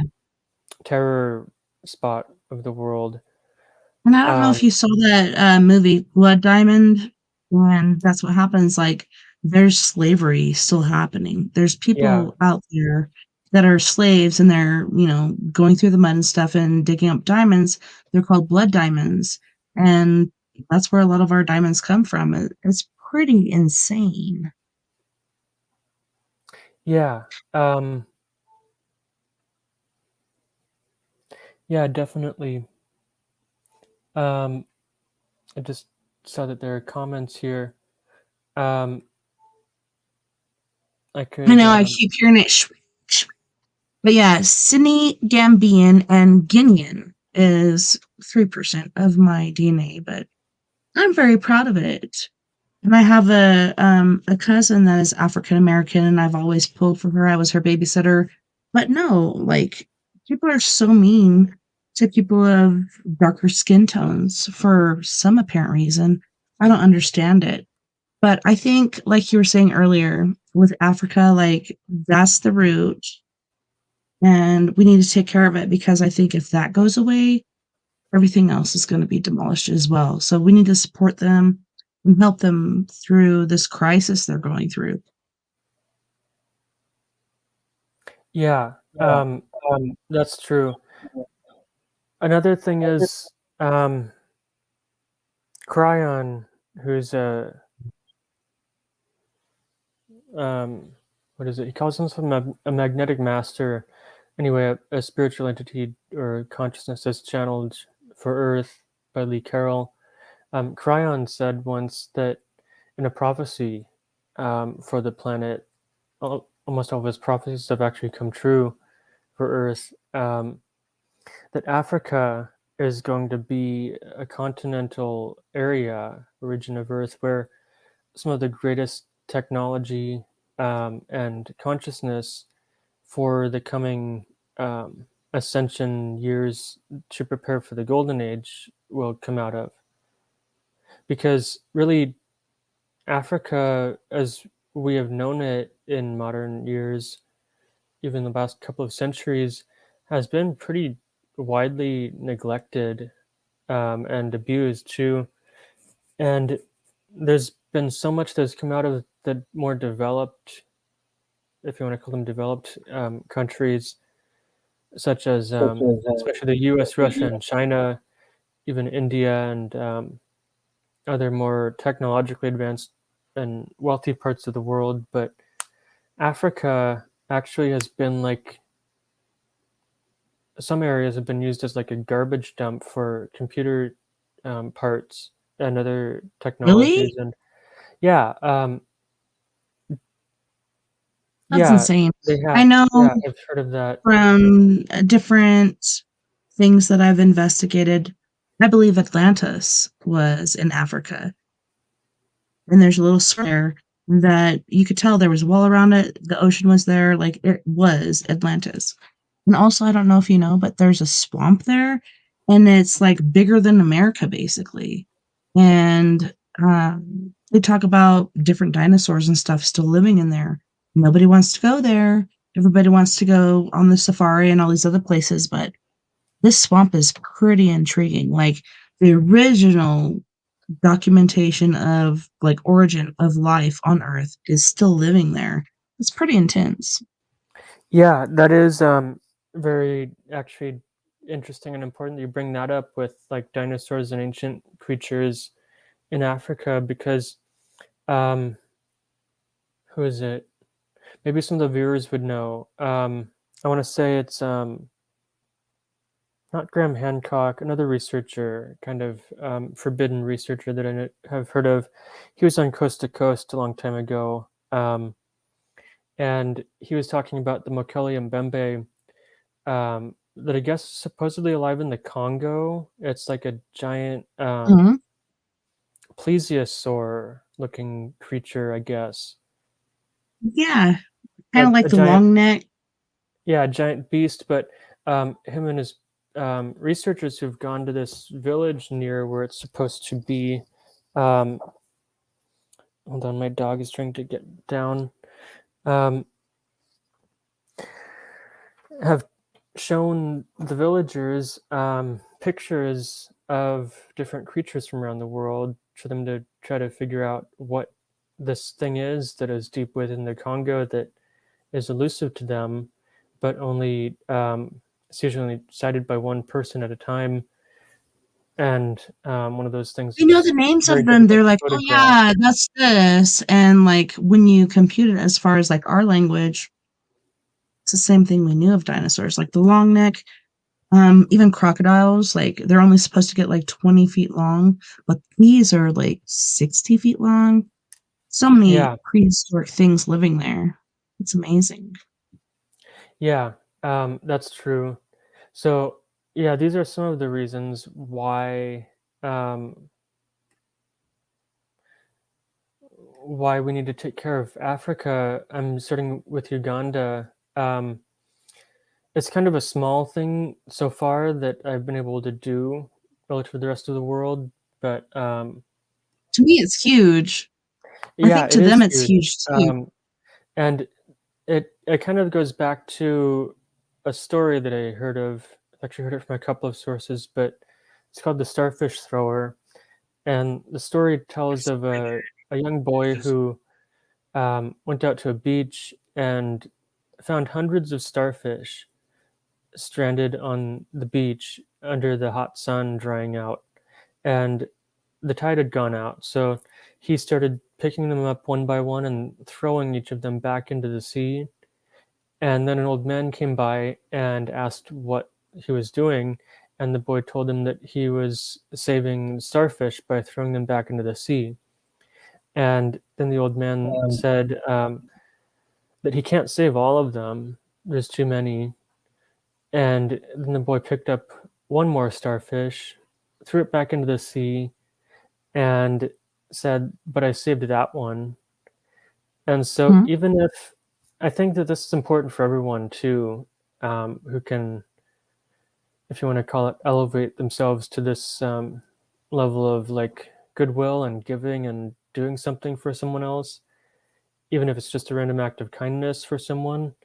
Um, I think it's important to find your starfish of something you can give to someone else to really help them in life, save a life, even even one. If everyone could save one life, then this world would be so much more beautiful. Um, Definitely. but unfortunately, there's a bigger war industry than there is a life saving and altruism industry on this planet.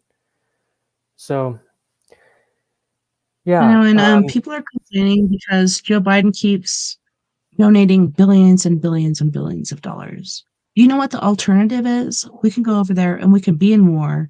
And so I kind of agree with him. Like, instead of sending our people over there to fight this war, he's sending money or weapons or whatnot. Instead of sending our brothers and sisters in arms, because that would not be good. We don't need to have another like World War One or two or what is the other one? I'm sorry, I'm drawing a blank right now. I'm so bad with names and things, but um,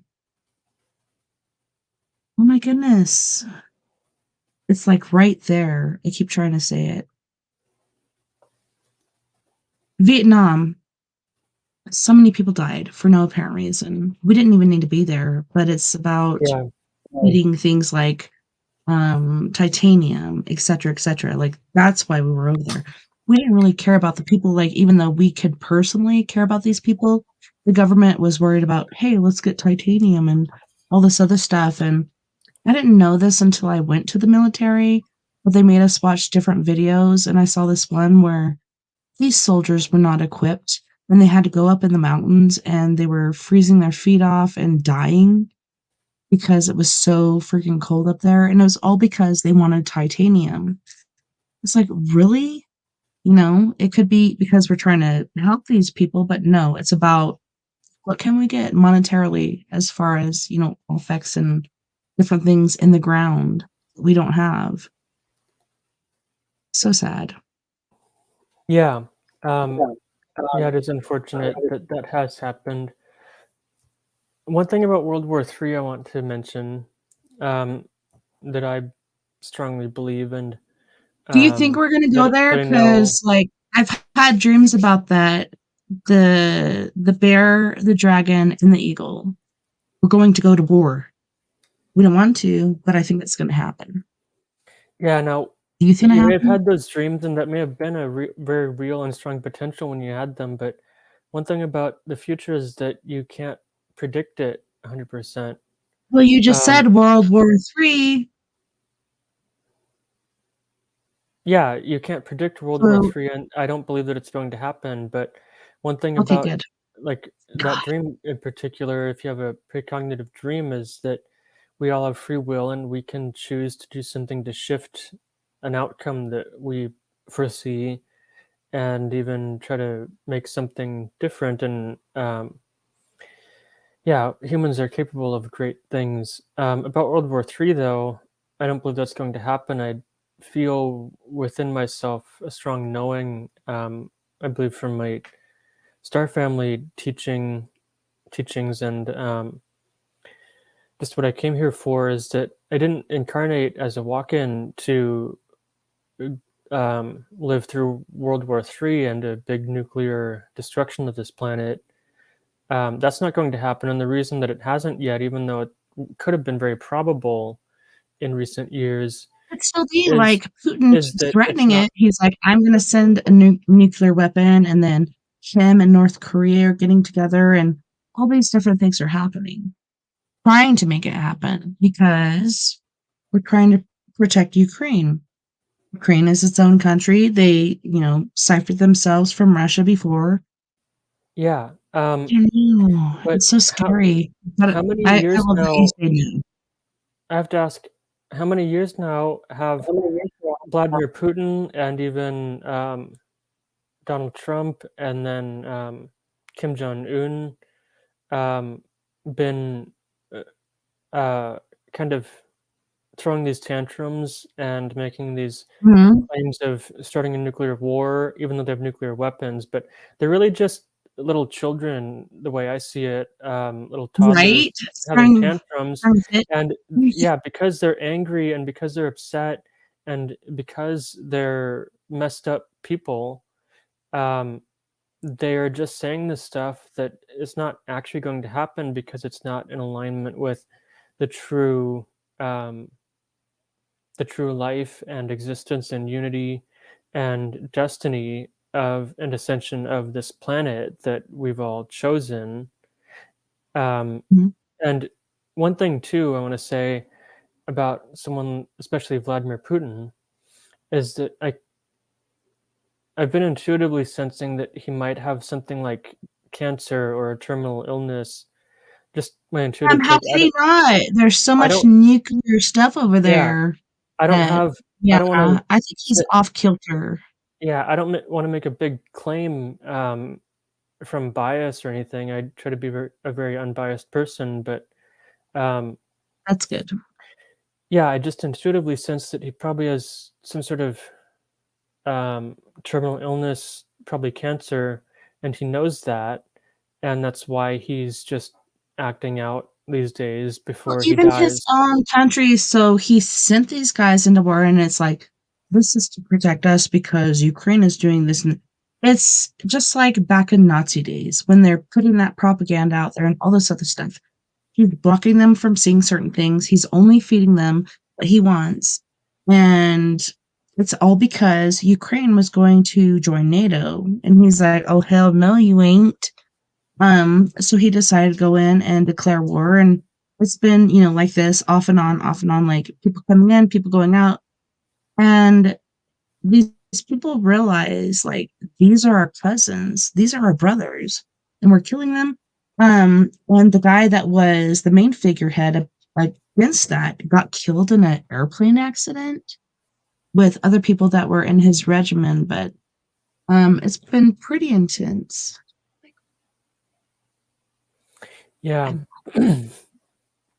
So, by the way, I messaged in the group chat about So that. yeah, $50 donations to Raised Up get 20% off a Reiki healing session, and $100 will get 50% off. Oh, message the codes too. Um, Oh yeah, put that up there and I'll share that too. yeah, that's Yeah. Raised Up 20, and then Raised Up 50 is the other one. Those are the codes for listeners tonight, and don't who donate will be able to use those codes to um, So get 20 those is for like discounts. $50, and if they do 100, it's 50, correct? Yes. Okay. All right. So, It's this one, raised up 20. That's if you donate $50. If you donate $100, it's raised up 50. So go big, go home. Anywho's, we do have to go to our second music break. I hate to go because we're talking about so many amazing things. But on this break, we once again have Mr. Hosni Bronx with Dance as a Lion, Free Child. I think Dance is a Lion we did last break, so we have Free Child as well as King Cinnamon, who is from Biafra, Nigeria. He's trying to get out there, and I love his music. He's so talented. And he's going to be singing Fantastic, as well as Rosie. You guys don't go anywhere. We'll be right back after this music break. It's about 15 minutes. We stop on the beat. Shabba, shabba like a water bam bam. King Cinnamon. Oh shit. Take your bam bam anywhere you do. Take your bam bam, it's a Friday. Mama, let's call it a holiday. Anything you want, baby, I will pay. Take your bam bam anywhere you do. Take your bam bam, it's a Friday. Mama, let's call it a holiday. Anything you want, baby, I will pay. Baby girl, you romantic. Fantastic. Baby girl, you romantic. Gucci brother, baby, gather some things. Come on closer, baby, gather 19. I know you brother, but I am the king. Your backside, big bumpy. Baby girl, rokotom. Like the way you want your rokotom. Baby girl, rokotom. Like the way you want your rokotom. Jamaica, Ghana, shout out to the ladies in Asia, Nigeria, South Africa. Baby, love you. Please me, baby. Yeah. Turn up, fun, yeah. Make your bam bam anywhere you day. Make your bam bam it's a Friday. Come on, let's call it a holiday. Anything you want, baby, I will pay. Make your bam bam anywhere you day. Make your bam bam it's a Friday. Come on, let's call it a holiday. Anything you want, baby, I will pay. Baby girl, you romantic. Fantastic. Baby girl, you romantic.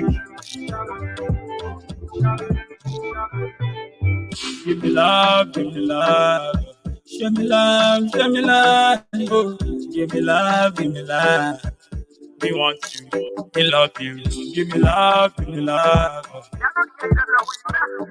Oh, give me love, give me love. Please me, baby, oh. Yeah. Turn up, from you. Yeah. Make your bam bam anywhere you day. Make your bam bam it's a Friday. Come on, let's call it a holiday. Anything you want, baby, I will pay.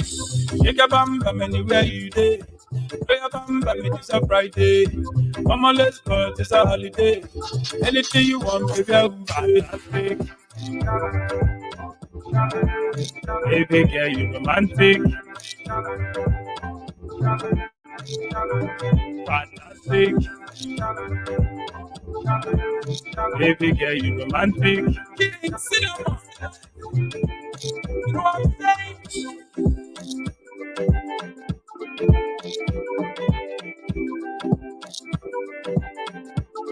We stop on the mix. Little.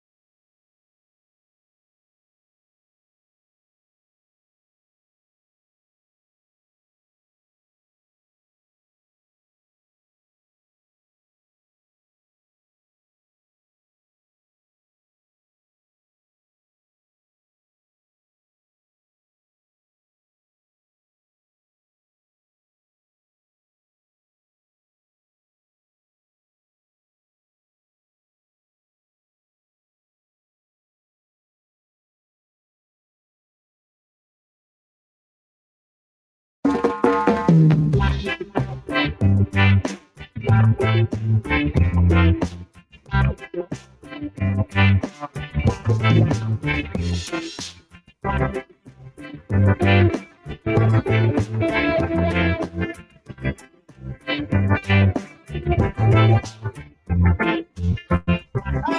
a child of fire. Who decided this? I am a child of fire. Who decided this? What is wrong? I am a child of the world. I want to pay all the kids in the world. Let me free, oh Lord. We must tonight. Cause we are alone, my people. We must be together. Give me your heart, one people, people in love, people in love. Our children in the world suffer. In Africa, our children hurting. They were plundering Africa with the African complex. Say, let man pull up to man suffer. In Africa, our people need you. In Africa, our children call you.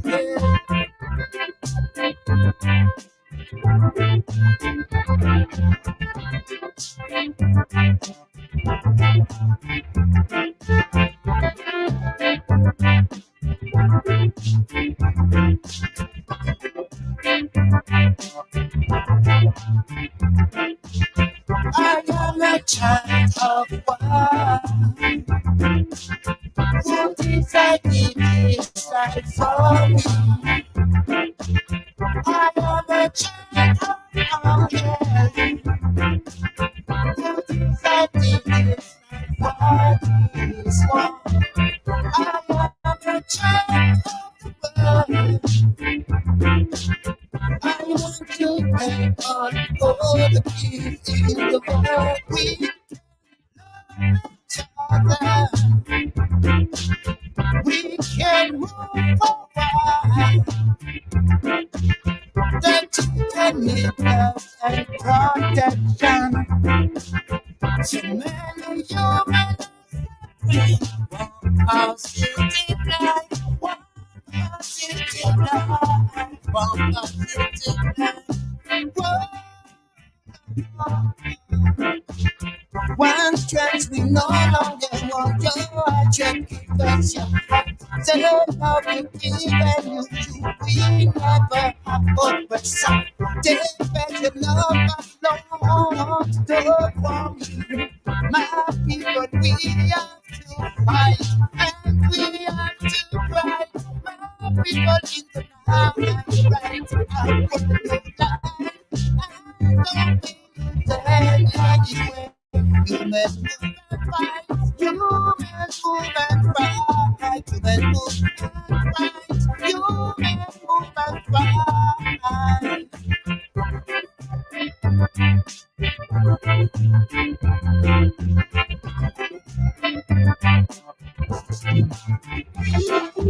I am a child of fire.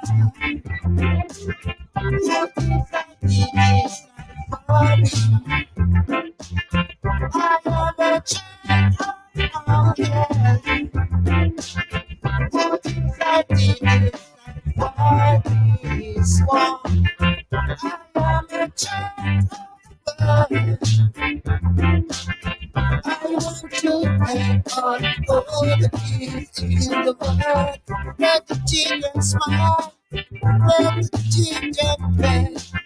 Don't let the children cry. Don't let the children stop. Dance, the reggae music come from Jah. Dance again, say why. Babylon, you are going too far. We are more people, people in love, people in love. In Africa, our people need you. In Africa, our people love you. Yeah.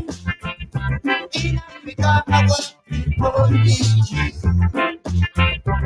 In Africa, our children love you. Yeah.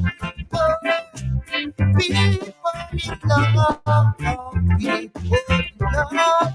We are no more.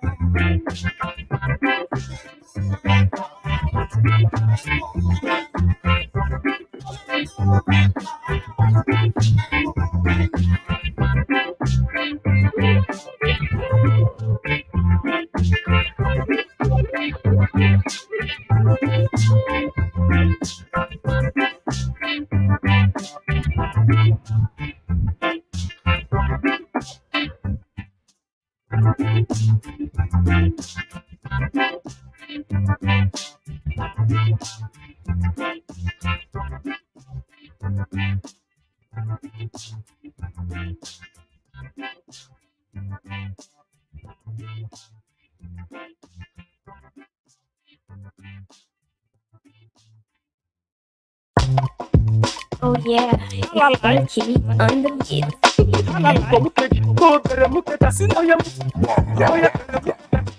Suck my boobs, you got my body loose. Anytime you talk me, you got me confused. Suck my boobs, you got my body loose. Anytime you talk me, you got me confused. Cinnamon, we salty. I see the wine, your body, eat the sweetie. Make it rock my body, I am feeling horny. Make it touch my body, I am feeling sweetie. Suck my boobs, you got my body loose. Anytime you talk me, you got me confused. Suck my boobs, you got my body loose. Anytime you talk me, you got me confused. All my men and they all the guys and they Imarama, Rosie, Imarama, Rosie. All my men and they all my guys and they Imarama, Rosie, Imarama, Rosie. Komukeji, go bere muketa, oya mukomukeji, oya bere muketa, dadinu, eko, omoni komukeji, daddy bere muketa, omoni fumilein, daddy fisi, omoni, ejo, daddy saucy, omoni, ejo, daddy kosi, omoni, ejo, daddy tahin kosi, omoni, ejo, daddy and his baby, them there for corner, daddy begin the touch, and the girl the holler, nine daddy begin the open the shirt collar, nine something come daddy begin the soccer, daddy move, omoni komukeji, daddy bere muketa, omoni fumilein, daddy fisi, omoni, ejo, daddy saucy, omoni, ejo. All the guys that they Imarama, Rosie, Imarama, Rosie. All my men that they all my guys that they Imarama, Rosie, Imarama, Rosie. Suck my boots, you got my body loose. Anytime you talk me, you got me confused. Suck my boots, you got my body loose. Anytime you talk me, you got me confused. Cinnamon, we salty. I see the right your body, eat the sweetie. Shake it up my body, I am feeling horny. Shake it up my body, I am feeling sweetie. Suck my boots, you got my body loose. Anytime you talk me, you got me confused. Suck my boots, you got my body loose. Anytime you talk me, you got me confused. Amani, your daddy saucy, Amani, your daddy gossy, Amani, your daddy Amani, your daddy contact, Amani, your daddy comfort, daddy consist, Amani, your daddy can't eat, daddy 120, Amani, your daddy 18. Daddy 240, Amani, daddy 350. Daddy and the baby, them in the touch, and the girl they holla. Daddy begin to open the shell. I something come, daddy begin to talk. Daddy move, Amani komukeji, daddy bere muketa, Amani fumilein, daddy fisi, Amani, ejo, daddy saucy, Amani, ejo. All the men that they all the guys that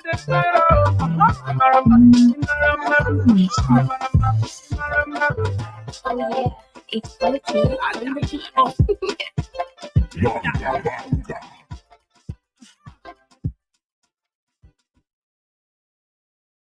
Welcome back, and thank you so much for joining us this evening on We Are Paradox Media's Late Night Miraculous. It's actually been a pretty amazing journey, and we've learned a lot of things. But I can't wait to learn more from Mr. Troy Bacon. Okay, I'm back, Justin. Yeah, so we've been talking about my Reiki and energy healing services, and then a lot about Raised Up, my nonprofit, to support the many orphanages and orphans in Uganda. Um, I'm able to share a link in the chat, or I could send you a link. Yeah, and if you do, share it in the chat. I can put it like up Um, on the screen I've so been people trying can take advantage of here, it. Tessa. I'll send you a link. I've been trying to share it myself in the chat, but it's not going through. Oh I might not have. man, I might it's not not be going allowed to. through. Yeah, I might not be allowed to share Um, links from here, but yeah, just you not come can through. share that. So It's the specific Raised Up page with our ongoing projects. Um, okay, and there's two main projects I have posted right now. You can also add a note if you want to donate to another one of the projects, but like just for general food security at the Reality Orphanage or medical supplies and expenses. Um, the two donation options I have right now are to a nuts surgery and to get new bunk beds for the Reality Orphanage. So again, the amount for the new bunk beds is $4,444. I didn't choose that amount, but it was actually the calculated amount that Kasango sent me to US dollars for what they need for the bunk beds, as well as more mosquito netting is included in that price. And so then a nut surgery is $1,700 total. And one thing about that is that the surgeons can start her operation with just $600 being raised. But um, something unfortunate about the African hospitals is that they don't normally release patients unless 100% of their dues and hospital bills have been paid for. It's kind of an unfortunate system over there, but yeah, she needs that to get her upper lip tumor removed so it's not continually causing increasing pain every day. Um, and the bunk beds are needed there because then with enough beds for each of the 40 children at the Reality Orphanage and clean sheets, then they'll be able to stop spreading so much of the contagious diseases with each other from having to share old sleeping pads and foam pads and the floor too. So that's important over there. If we can very get good. those, yeah, if we can get those projects fulfilled, then that would be amazing. And then that can go in Raised Up's project portfolio.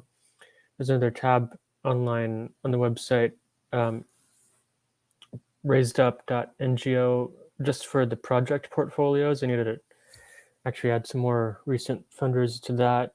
But yeah, so that's a bit about Raised Up too. Oh, another thing is I need to actually update some of the details. I started an online store.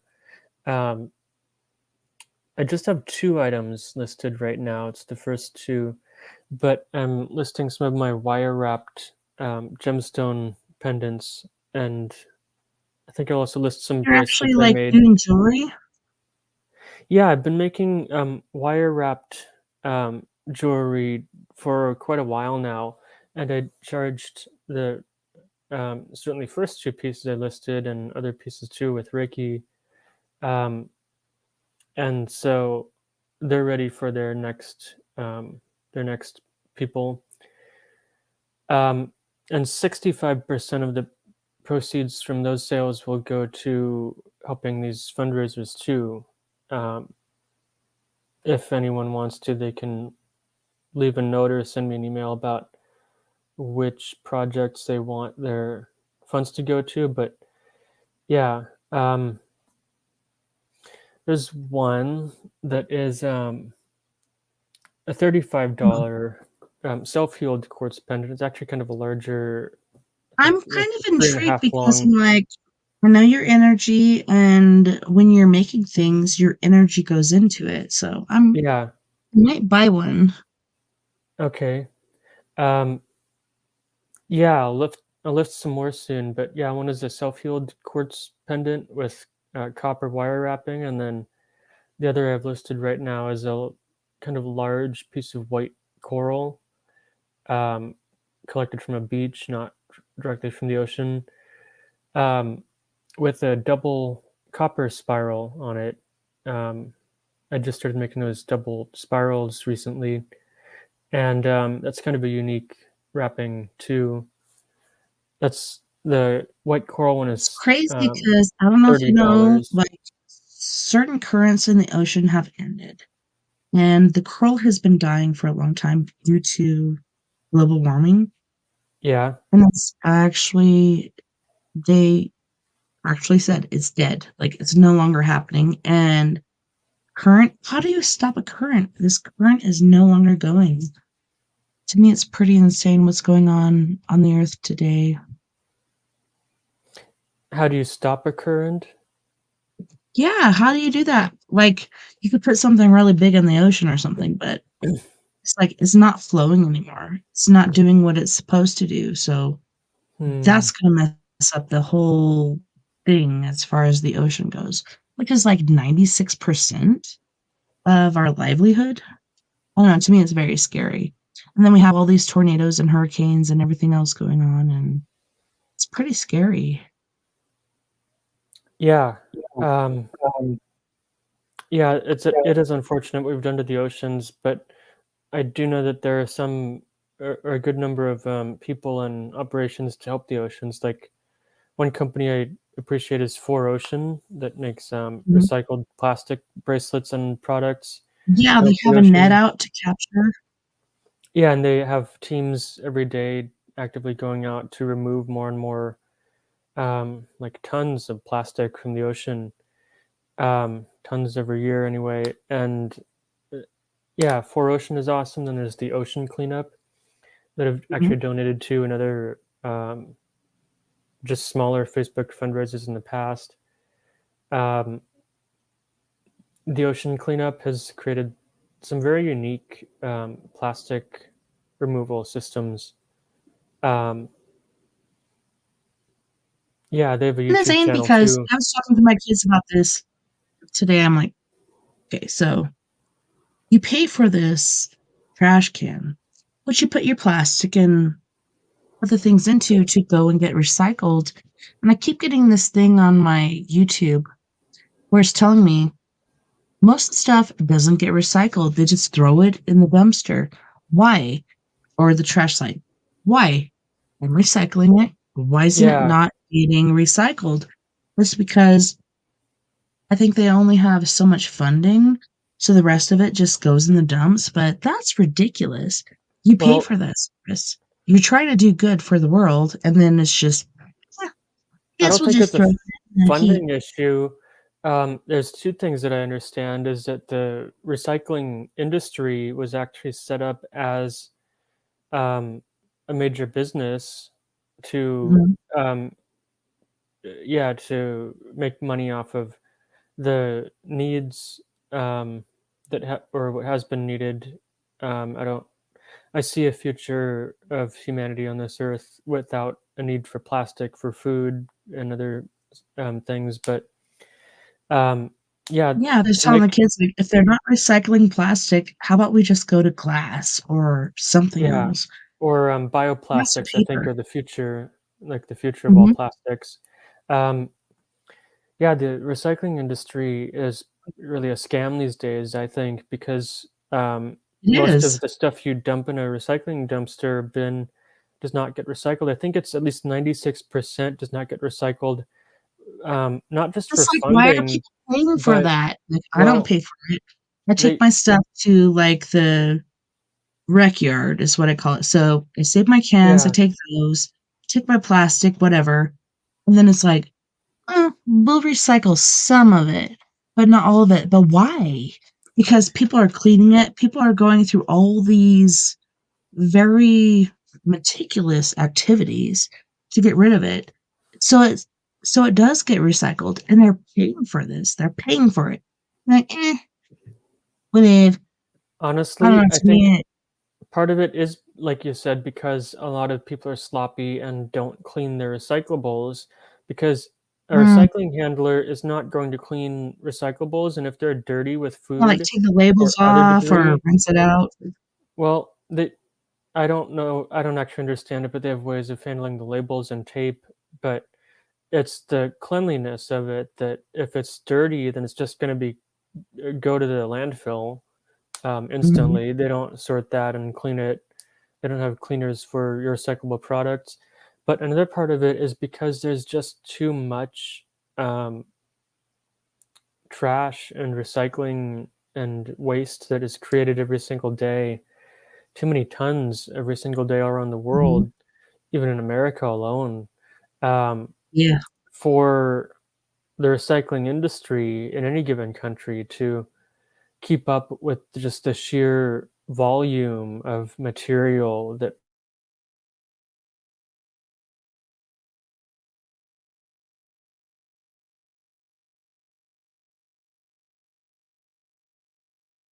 Are you still there? You were talking, then you stopped. I just turned my light down. Man, you're frozen. What happened? Are you still there, Troy? Earth to Troy. Troid. Troy. Where'd you go? Mr. Bacon. Okay, so I saw this video on TikTok, speaking of bacon, where they sliced a tree and it was like, lined up, and they're like, if you see bacon, we can be friends. And I'm like, I totally saw bacon, like very huge pieces of bacon. And I'm like, that was very yumlicious. Man, where'd Troy go? Oh no. Hope his phone didn't die or something. I don't know, but you guys,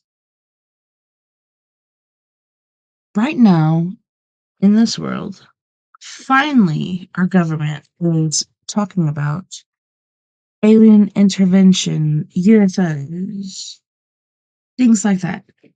Were they coming from another place or were they here originally? I don't know.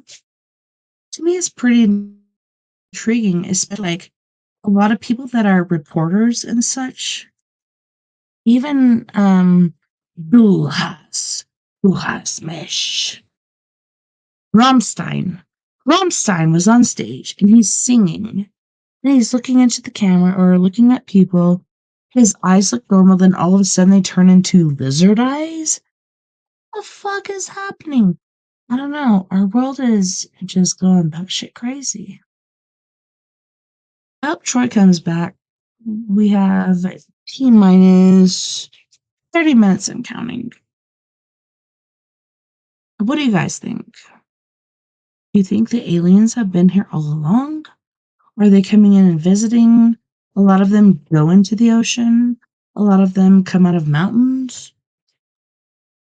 What are your thoughts? Leave it in a comment below if you could. But oh yeah, and if you want to join, let me send this invite since Troy is gone. I'm going to put this invite into the chat room. So if my tiniest little squares, anybody else wants to join, would you please call me? Because I don't like to be alone. Would you please call me? Eee, call me anytime.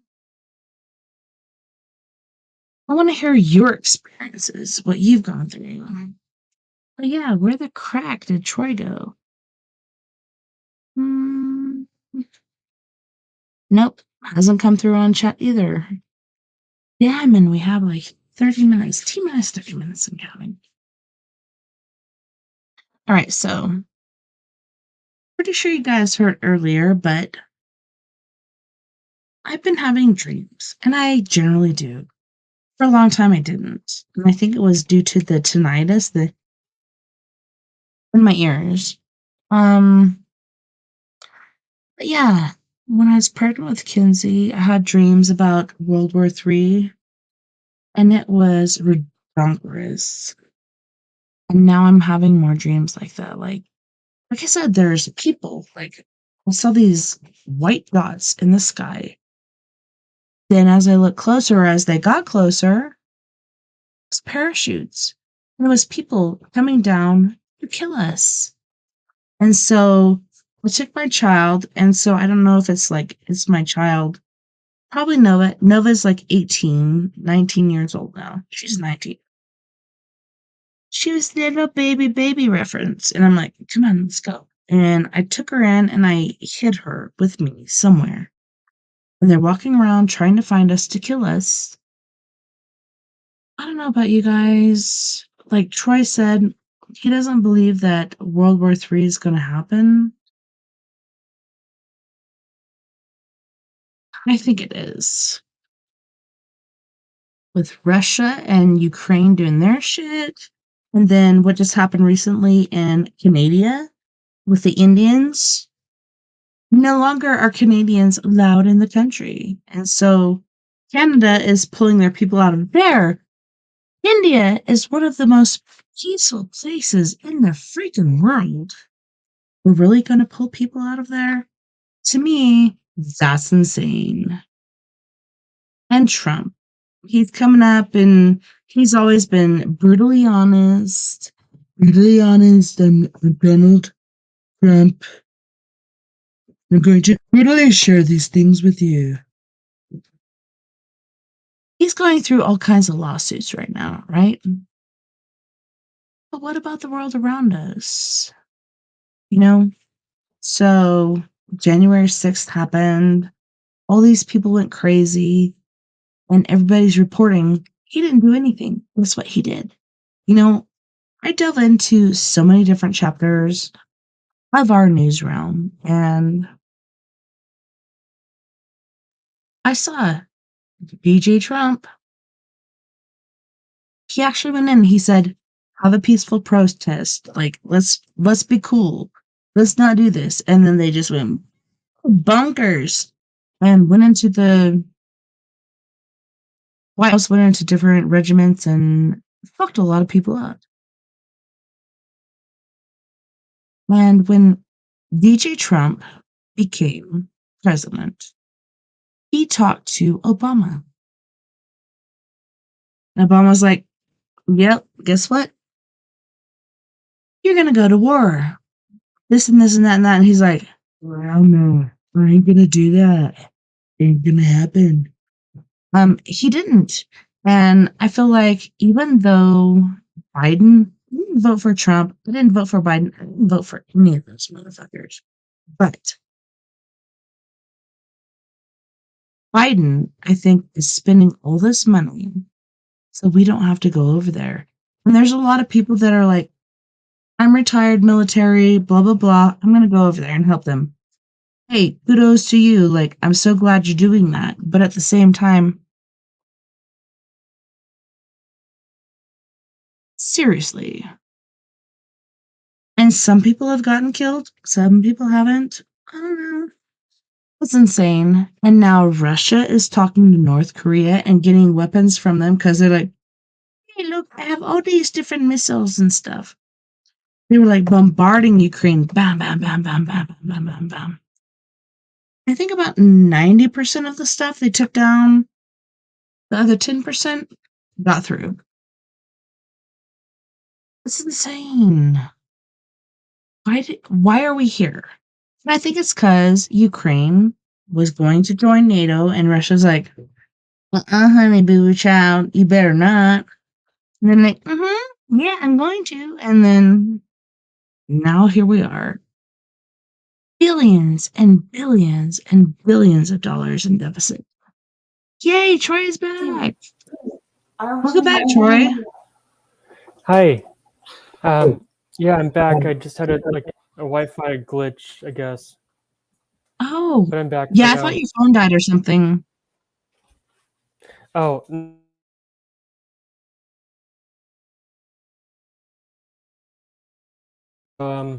Oh, okay, you're back. yeah. Where was I?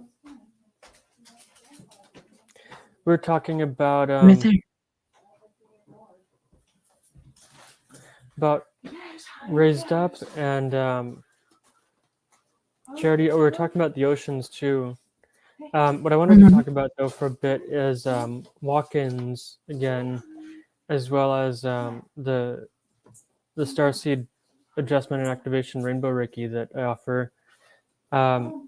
That's a specific. Okay, so you wanted me to post that, so I made a banner, and then you're like, you need to post this rainbow Reiki. So can you tell us a bit about that? Because I'm like, Yeah, it must be very important. yeah. So the Reiki I do is just rainbow Reiki. I've always worked with rainbow color frequencies um, for many lifetimes on this planet, probably others, and other planets too. And that's just, yeah, it's been part of my Reiki since day one, really, or energy work too, before I learned Reiki. And so I call what I do rainbow Reiki. I use the Mikao Usui rainbow or Reiki tradition that I've been trained in, and I understand that. But as I'm working with someone with the regular Mikao Usui traditional style, then I also sense what they need, and often other color frequencies or even spiritual beings, guides, and angels and ancestors, and or even other various healing energies and beings will come through, and I channel those energies for them. So that's what I can do in person. I'm in the Seattle area, but we'll move next year. Also, I do it by distance. Distance is just as effective, I've found. I actually learned Reiki by distance, and um, that's just amazing what can be done there, because we are all Mhm. connected through the quantum realm, and I think of it as the quantum ocean that we live in, but also the spirit world. Um, there's no time in the spirit world, no space um, separating anyone from, It's so we can connect that way. just impacted. To me, it's insane Yeah, because my mother was killed by a drunk driver. My sister saw this guy like chopping meat. It's a bloody ordeal. Then all of a sudden she sees my mom wearing the dress that she told her dad that she wanted to wear to her funeral. Sitting there and talking to her and telling her what she needs to do. And to me that's intense because people don't believe in that. People don't believe we come back. People like, you either go to heaven or you go to hell. And the only spirits that are here are fallen angels. yeah. No, Um, I don't believe that's true. yeah, after I leave this body, I want to be able to come back, certainly leaving my will too, but make sure that people have set up a very colorful celebratory funeral for me to celebrate my Mhm. accomplishments, as well as ascending to another higher realm. Have you written a I'll end will? up. What did you ask? Have you written a will? Oh, Because not when I officially, first but took I've us to the talked about hospital, it. "Do you have a living will or this and that?" And then I'm always like, "No, no, no, but I probably should." Well, yeah, will probably be more essential later on in my life, but yeah, especially when I have No, children and but you such. never know when you're gonna go. It's just like, okay, Yeah, so Chrissy, my niece, she was murdered by her husband. Just the week before that, she's like, "Hey, we really need to go and get this done because she made me godmother. And she's like, we need to do this paperwork, etc., etc. Yeah. I'm like, hey, you have a full life to live. Why are we worried about this right now? Guess what? He took her out, did bad things to her body, and it was not cool. And then my husband went against me and didn't allow me to have the kids. I'm like, do you know what godmother means? That means if she dies or something happens to her, I take these kids on. He didn't accept it. He's like, nope. And I'm kind of grateful because that could have messed up my kids a bit because we did have them over in Silvino Jr. So Silvino Silver or Sr. was the one that did it in the first place. Silvino Jr. saw this happen. And then he choked out my kid. And so I could see some things that we could have gone through. But at the same time, Chrissy admired how I raised my kids. So she wanted me to raise her kids too, but everybody, even my husband, went against me. Yeah. Yeah, horrible things can happen in life, but Reiki, I've found, really goes into the mind, body, spirit, and subconscious. It's an energy that finds its own way through Mhm. you, what it needs to heal, what it finds. Yeah, you can't let it Reiki. It just goes into you and on all levels. That's what I love about it, is that it's not just verbal talking like hypnotism to the subconscious, but Insane. it really brings out the healing that you are ready for. And that's why it's also great for energetic and spiritual activation to your life's purpose, um, to help activate that. Um, yeah, so I offer Rainbow Reiki, and then I also offer what I call Star, STAARR, So which is it is, called rainbow because it covers every spectrum, or why? Why is it called rainbow? well, yeah, because um, I channel different color frequencies depending on what energies someone needs to adjust and heal their energy. Um, Okay. Normal Reiki works on the violet energy spectrum, um, primarily.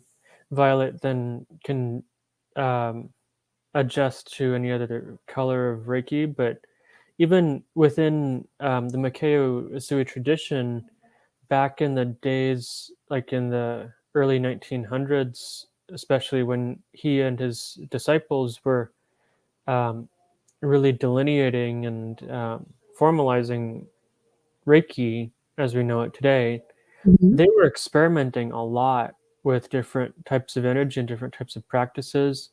Some of it is the use of symbols and Reiki symbols, and um, some of it um, is just, I use often clear light energy that then can refract a person's energy into the color that they need for healing, or adjust and bring through the color that they need, um, and also to bring in clarity. But um, clear light actually is not a common type of light that I've heard people work with for healing. Um, I learned it from the Arcturian anthology, which is a book written by Tom Kenyon, a channeled book. And apparently, the Arcturians say that they taught um, the Tibetans the system of clear light healing, or the technique of that. Interestingly, Reiki, I think that's very Actually, it's amazing appropriate, actually. because they get to a point like they meditate so long that they're dead. Oh, guess what? You know that guy that's like, yeah, doing this and being a Buddha, or sometimes they wave their arms? That's a freaking person inside of this sarcophagus. And people didn't realize it forever until they 3D imprinted it. They're like, holy shnikes, there's actually a human being inside of that statue. It's pretty intense. Yeah, but what's interesting about the clear light is that if that was taught to the Tibetans, which it seems that that might be sort of a less talked about type of energy that some Tibetan healing uses. Reiki, I've read, is also a Japanese pronunciation of a Tibetan name called Raku K, which Mhm. apparently Makeo Usui was exploring a lot of the ancient Asian energy healing systems when he was formalizing Reiki. And a lot of, or some of Reiki was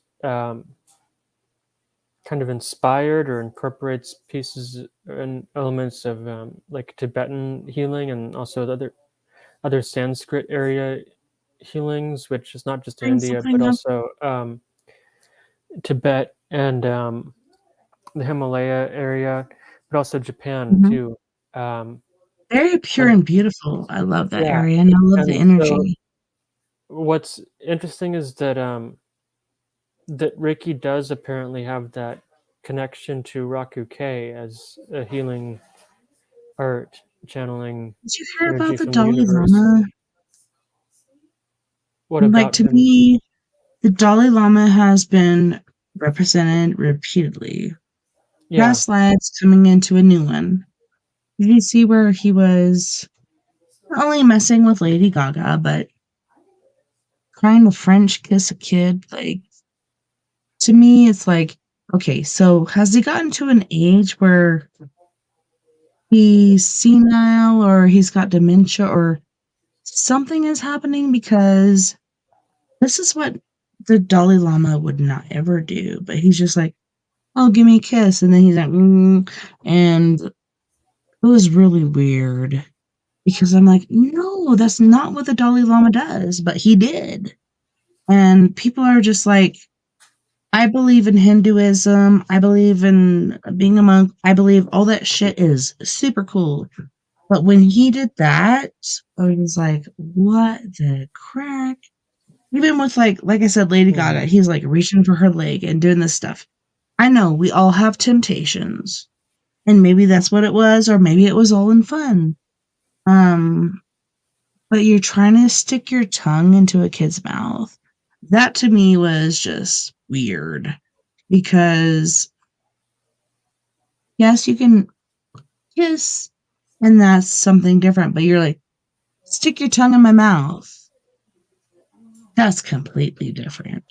And it makes me wonder, like, did the Dalai Lama get so old that he's going senile or something weird is happening? I don't know. I've always believed in Buddhism and I don't know, I have very much faith in that. I love every religion. I think everyone has some note to give for our soul to get to the other side. But when that happened, I was just like, but to be human is to err. So what do you think about that? Um, I honestly was not aware of all that happening. If that did, I'll look into some of that. Um, Interesting. Um, yeah, but Yeah, what I want it's to say about gross. um, what I want to say about Reiki and my rainbow Reiki is that, yeah, it works with like the rainbow color spectrum, but Mhm. even the rainbow color spectrum is only a really tiny, tiny portion of the vast spectrum of energies, frequencies that exist. Even infrared is just like at the red and below spectrum that we don't see with our naked eyes. And then there's the ultraviolet that is just beyond violet, even. Um, Mhm. and then there's just this huge, expansive range of all the other energies above and below that and outside And I of think, that. like, And as we grow, we see different of these variations. Like, for me, I saw people, I saw their auras, and then after my uncle died, he was killed by fentanyl. He was overdosed. I saw my sister, and I saw him behind her. Not only did I see that, I saw the auras on the trees and the plants and stuff. Like, that blew my mind. I was just like, always knew they were a living entity, but once I saw that, it just really blew me away. Yeah. So anyway, yeah, there's this rainbow energy spectrum. And so by using that, the energy spectrum that most of us see and even hear in, because the rainbow, I mean, even colors can be translated to sounds and vice versa. Um, that's part of the rainbow Reiki I use, but also my star Reiki is Starseed Adjustment and Activation Rainbow Reiki. That's on my website, newbeinghypnosis.com. That's especially for starseed and walk-in types, in which, along with just rainbow Reiki, I also channel interstellar and cosmic energy frequencies from other planets and star systems, especially as they need it, depending on where they come from and what comes through. And so that's awesome. Just recently, I created a logo for that I was guided to. One thing that's part of my awakening that I'm doing now is light language, geometry, and symbols.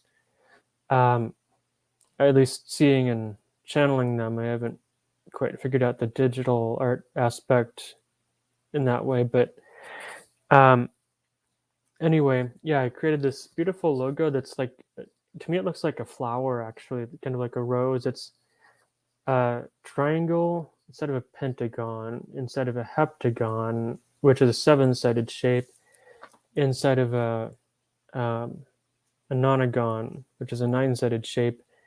And that geometry was given to me Nonagon. from, I've yeah, never heard of that. That's cool. yeah, or an enneagon is apparently what it's also called, nine-sided shape. And that was given to me by my Syrian star family. Syrians like the numbers 3, 5, 7, and 9. That's just interesting numerology. They're all odd and prime numbers. 6, 7, 5, So 3, 9. anyway, yeah, that's my rainbow Reiki practice and star seed adjustment and activation rainbow Reiki practice. I can do that by distance, anywhere in the world. Um, it'd be neat if I could even do that to like astronauts on the moon if they established that um, connection or sessions, or even in space. I'm sure that And would that's work, another but thing, now yeah. that you mention it. America. Come on. Really? What So, now? our very first astronaut landing was fake. It was on a place where we're not on the moon, we're actually on a stage when we're recording this. The only reason we did that is because we had to beat Russia and all these other people. I do believe we did go to the moon eventually, but first one was faked. Okay. Yeah, I'm not sure. I've seen some evidence, but yeah, I don't have a solid opinion on that. But definitely, we go Yeah, to there the was even a moon. rock that had a C on it. Um, What's up? Hold on. Zoe's bleeding above her eye. Did she get in a fight? I don't know. Did you let her out front door? She just came over and started waddling in front of us. And Floyd said that there was blood over her left eye. Ew. Go ahead and let her out, and I'll check her out when she comes back in, okay? Okay, got it. Love you, girl. Let me do Sorry. that's okay. One of the reasons that there's not much of a push to go to the moon anymore is because the moon is a neutral territory, and Did you some of know her, the moon is drifting away from us? yeah, it does have this kind of like brackets of like how close and how far it gets. For many years now, it's been in the supermoon phase Yes. close to Earth, but yeah, it fluctuates a little bit, just a little bit. Um, Yeah, they're saying it anyway, just the keeps moon, drifting further and further and further away, and that's going to make our days longer. okay.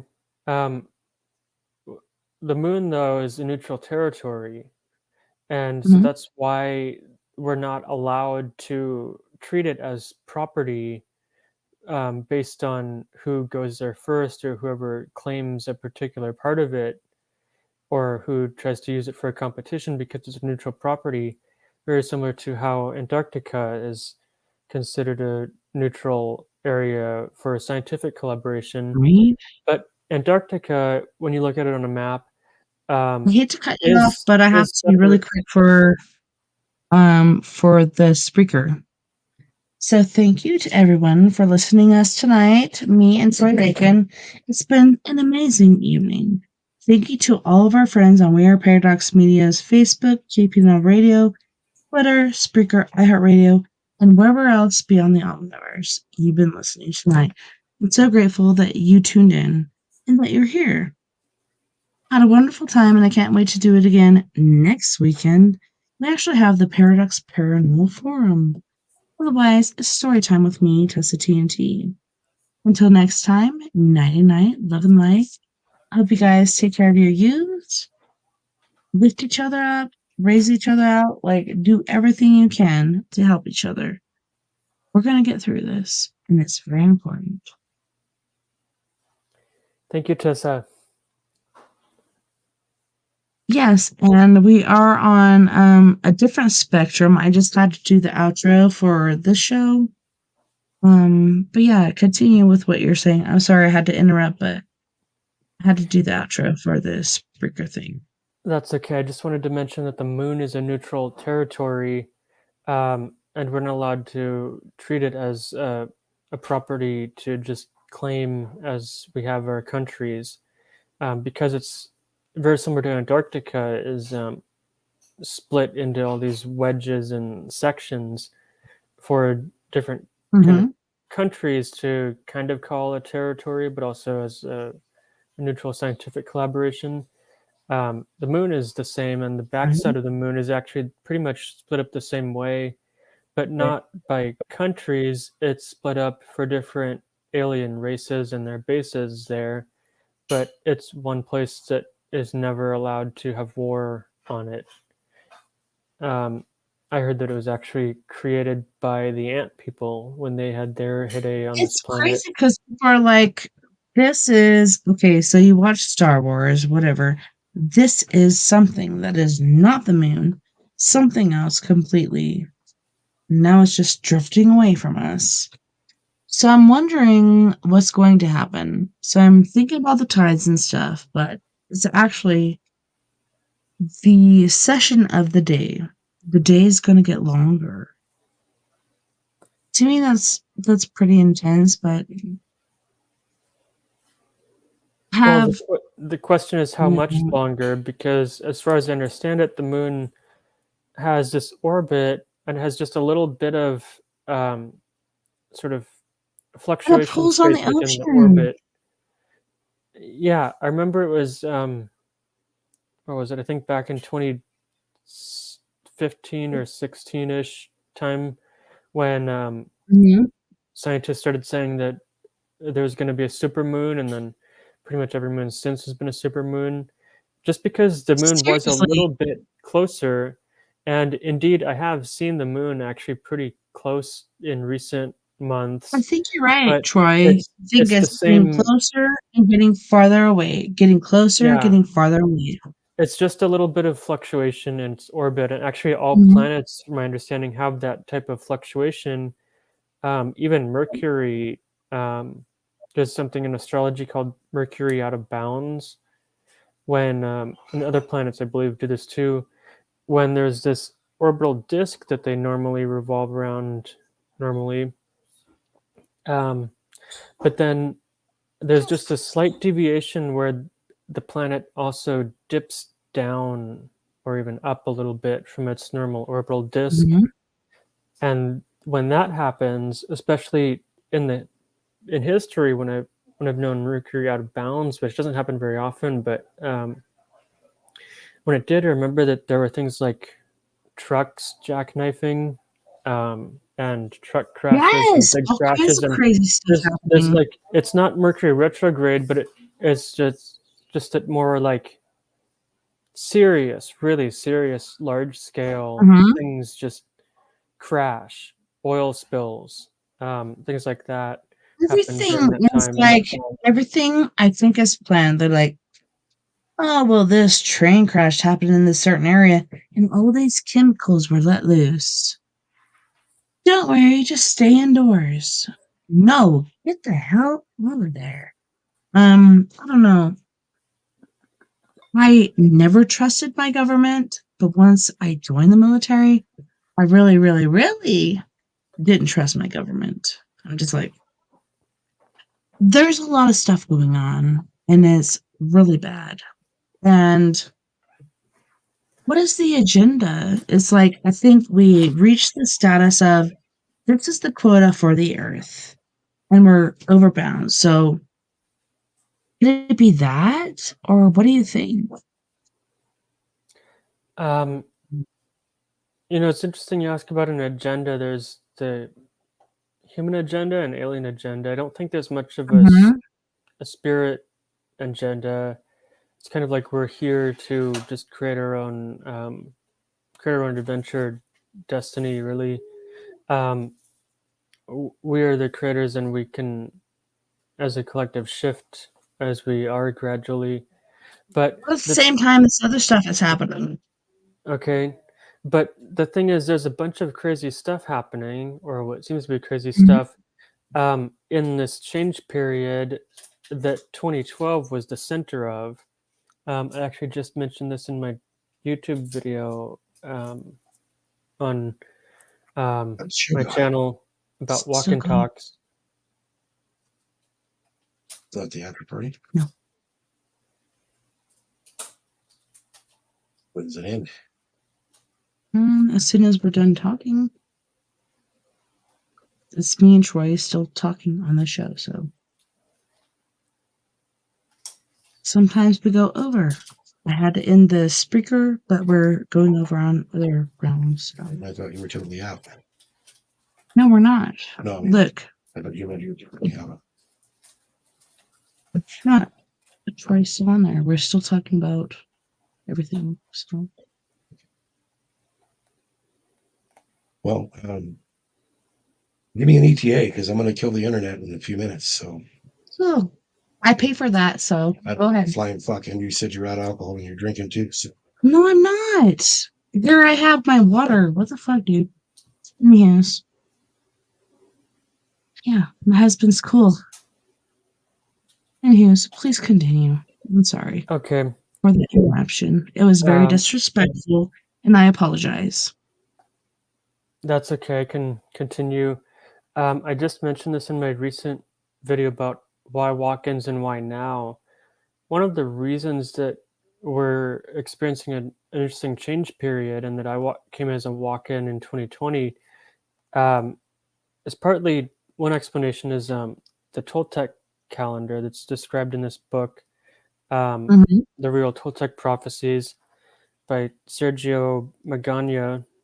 I think that's how you pronounce that. The Toltec calendar describes that there's an overlap between their long counts, and their calendar doesn't just end and begin a new cycle at 2012, but we are seeing the last few years of the overlap, as they describe it, between long counts, and the end of that will be on November 26th, 2026.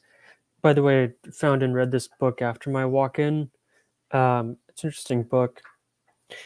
And so what we're in is the overlap period, but after that, there's definitely going to be different energy that we really see more apparent um, going into the next long count cycle and as it progresses. I think the Toltec long counts are still very similar to the Mayan long counts over 1,000 years, 1,500 years. I have to reference just how long. But yeah, so basically we're going through this change period of Earth. Also, after my my walk-in, my oversoul explained to me in a quantum healing hypnosis session that we're entering into a little bit of a gas cloud region of the Milky Way galaxy that this solar system has not been in before, and that It's area weird, Jake. Do you feel like it's getting brighter? I feel like it is. yes, It's being more illuminated. gradually there definitely is a lot more light and awakening on Earth. Just in the last few years or several years even, a lot of people are spiritually waking up more, and now I think it's a very publicly acceptable and even almost normal topic these days to talk about the Mhm. the star people and visitors who are not only visiting Earth but living here, and they always have with us. And so that's something that we all need to come to terms with. Um, but yeah, I'm here as a walk-in, and many other walk-ins have been coming in for years, decades, and centuries even. But it's picking up now because of the ascension, and I came in to lighten up um, myself in this body from the darkness and the confusion that my walkout was kind of stuck in to some degree. Um, and yeah, I came to bring more light to myself and others, and that's what we're all doing. And that's why shadow work is so important right now. Shadow work to examine your shadow, your psychological shadow self, and behaviors, and manage that. Without shadow work, then there's really just a lot of darkness and So what confusion. exactly, like, for people that don't know, what is shadow work? Well, Carl Jung coined that term. I think he really kind of coined it as more of a psychological practice. It's more clinically common these days, but there's even a shadow work journal that my wife got recently, and that's interesting. Kind of helpful too. Anyway, it's basically that we have this soul that's light and energy from the spirit world. We choose as the soul to come into the body and choose every detail of our lives, our parents and our genetics and diseases and all that. Um, and then there's the mind that is more associated with like the brain, the soul interacts with it, and also emotions, all these different components. But then within the psyche, kind of, and the subconscious, there's the shadow self that is more of the dark, confusing, unhealthy, even judgmental, um, more like dark and shadowy behaviors that we have, habits, Mhm.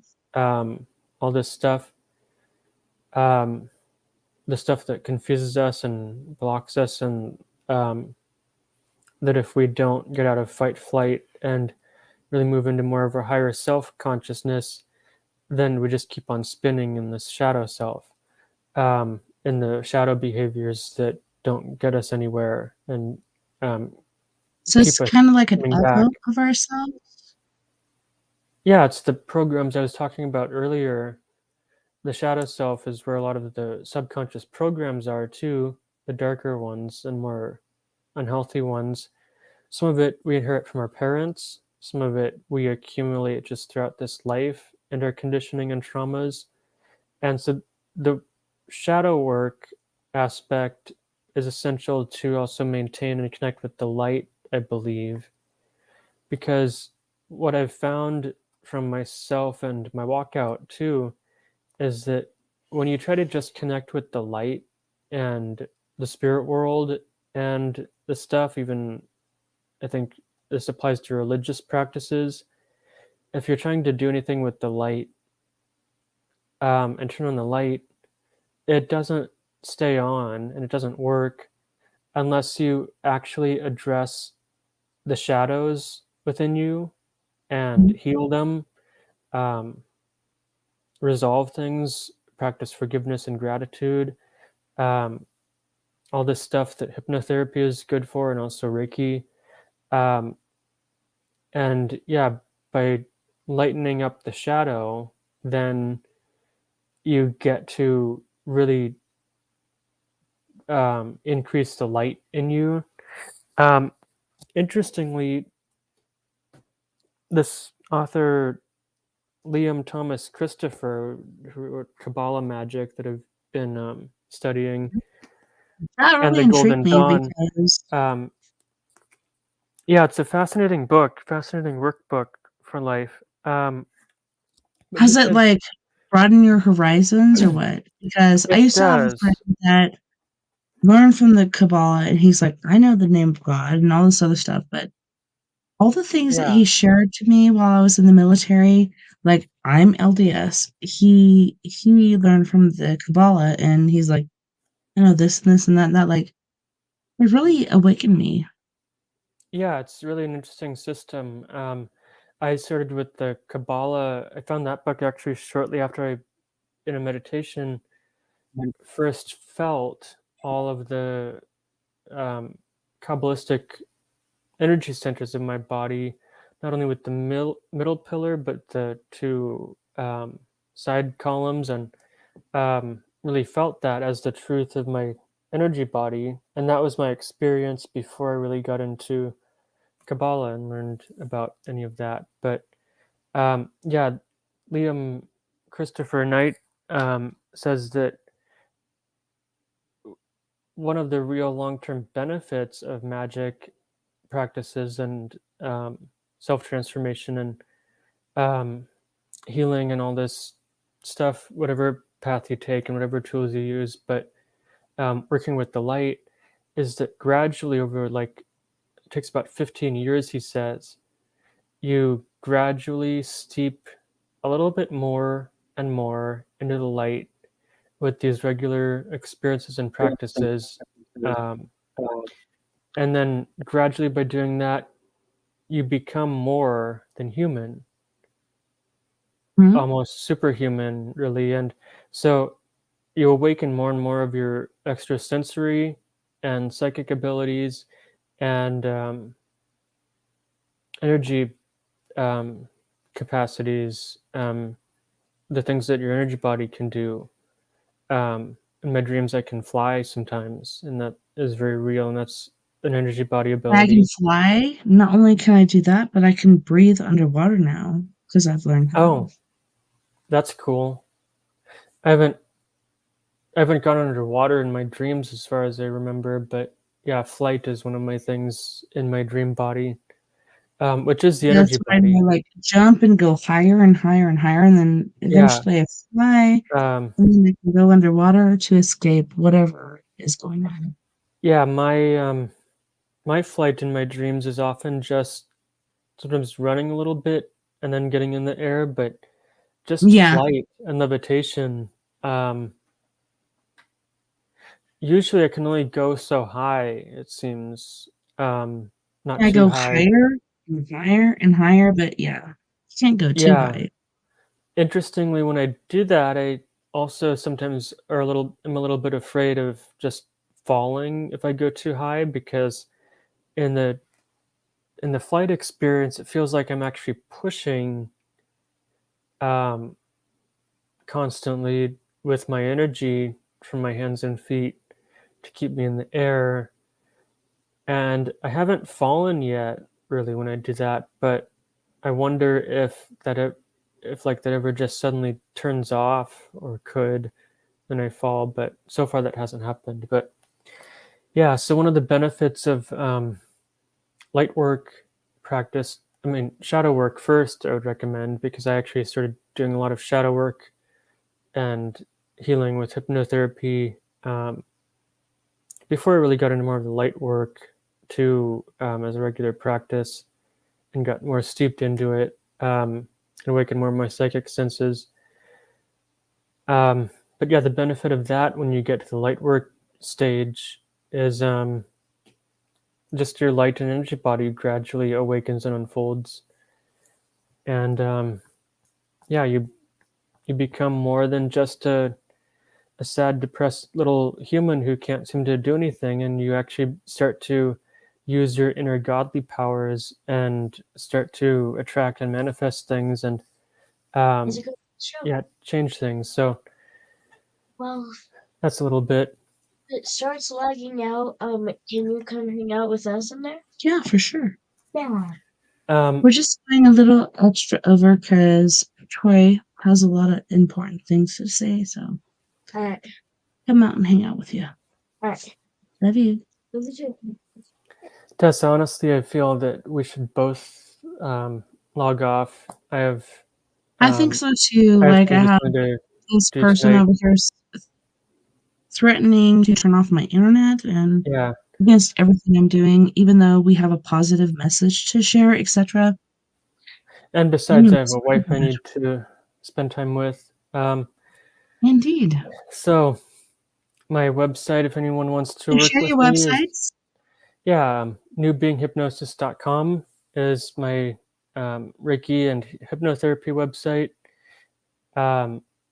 And raisedup.ngo is the charitable nonprofit that I'm running to raise up and improve the lives of living standards too of just orphanages in Uganda. It's just one step at a time, one donation at a time makes the difference, and raising them up. So yeah, and then all caps raised up 20 is the 20% off discount code for $50 donations to Raised Up. It gets 20% off a healing session. Yeah, so there's a Reiki. raised up 20 and a raised up 50. Yes, Depending on Raised Up how much you donate. Raised Up 50 is for the $100 donations for Raised Up, and that gets a 50% off a Reiki session. They're very transformative. So that's a bit about me. My name is Troy J. Bacon. It's lovely to be on and share tonight. Thank you, Tessa. And Troy is amazing. And like he said, he's got these different places you can go to donate, and one which we have on our screen right now. But thank you once again, Troy, for being a part of our show, and I really appreciate it, and I appreciate all that you do for people in Africa that really don't get a lot of work or a lot of help. Yeah, we're all in this together. Yeah, and that's what I say at the end of the show. We're all in this together. Together we can make the world a little better, and together, my friends, we are a paradox media, or we are together because we just have to. We do have to build off of each other and help each other. We're really in a hard place, and it's pretty intense. But thank you once more for being on the show. It's been amazing. Of course, Tessa. Thank you again. Thank you, Troy. And good night, everyone. Love and light to you. And I hope you have a wonderful rest of your weekend. Have a good night. Good night.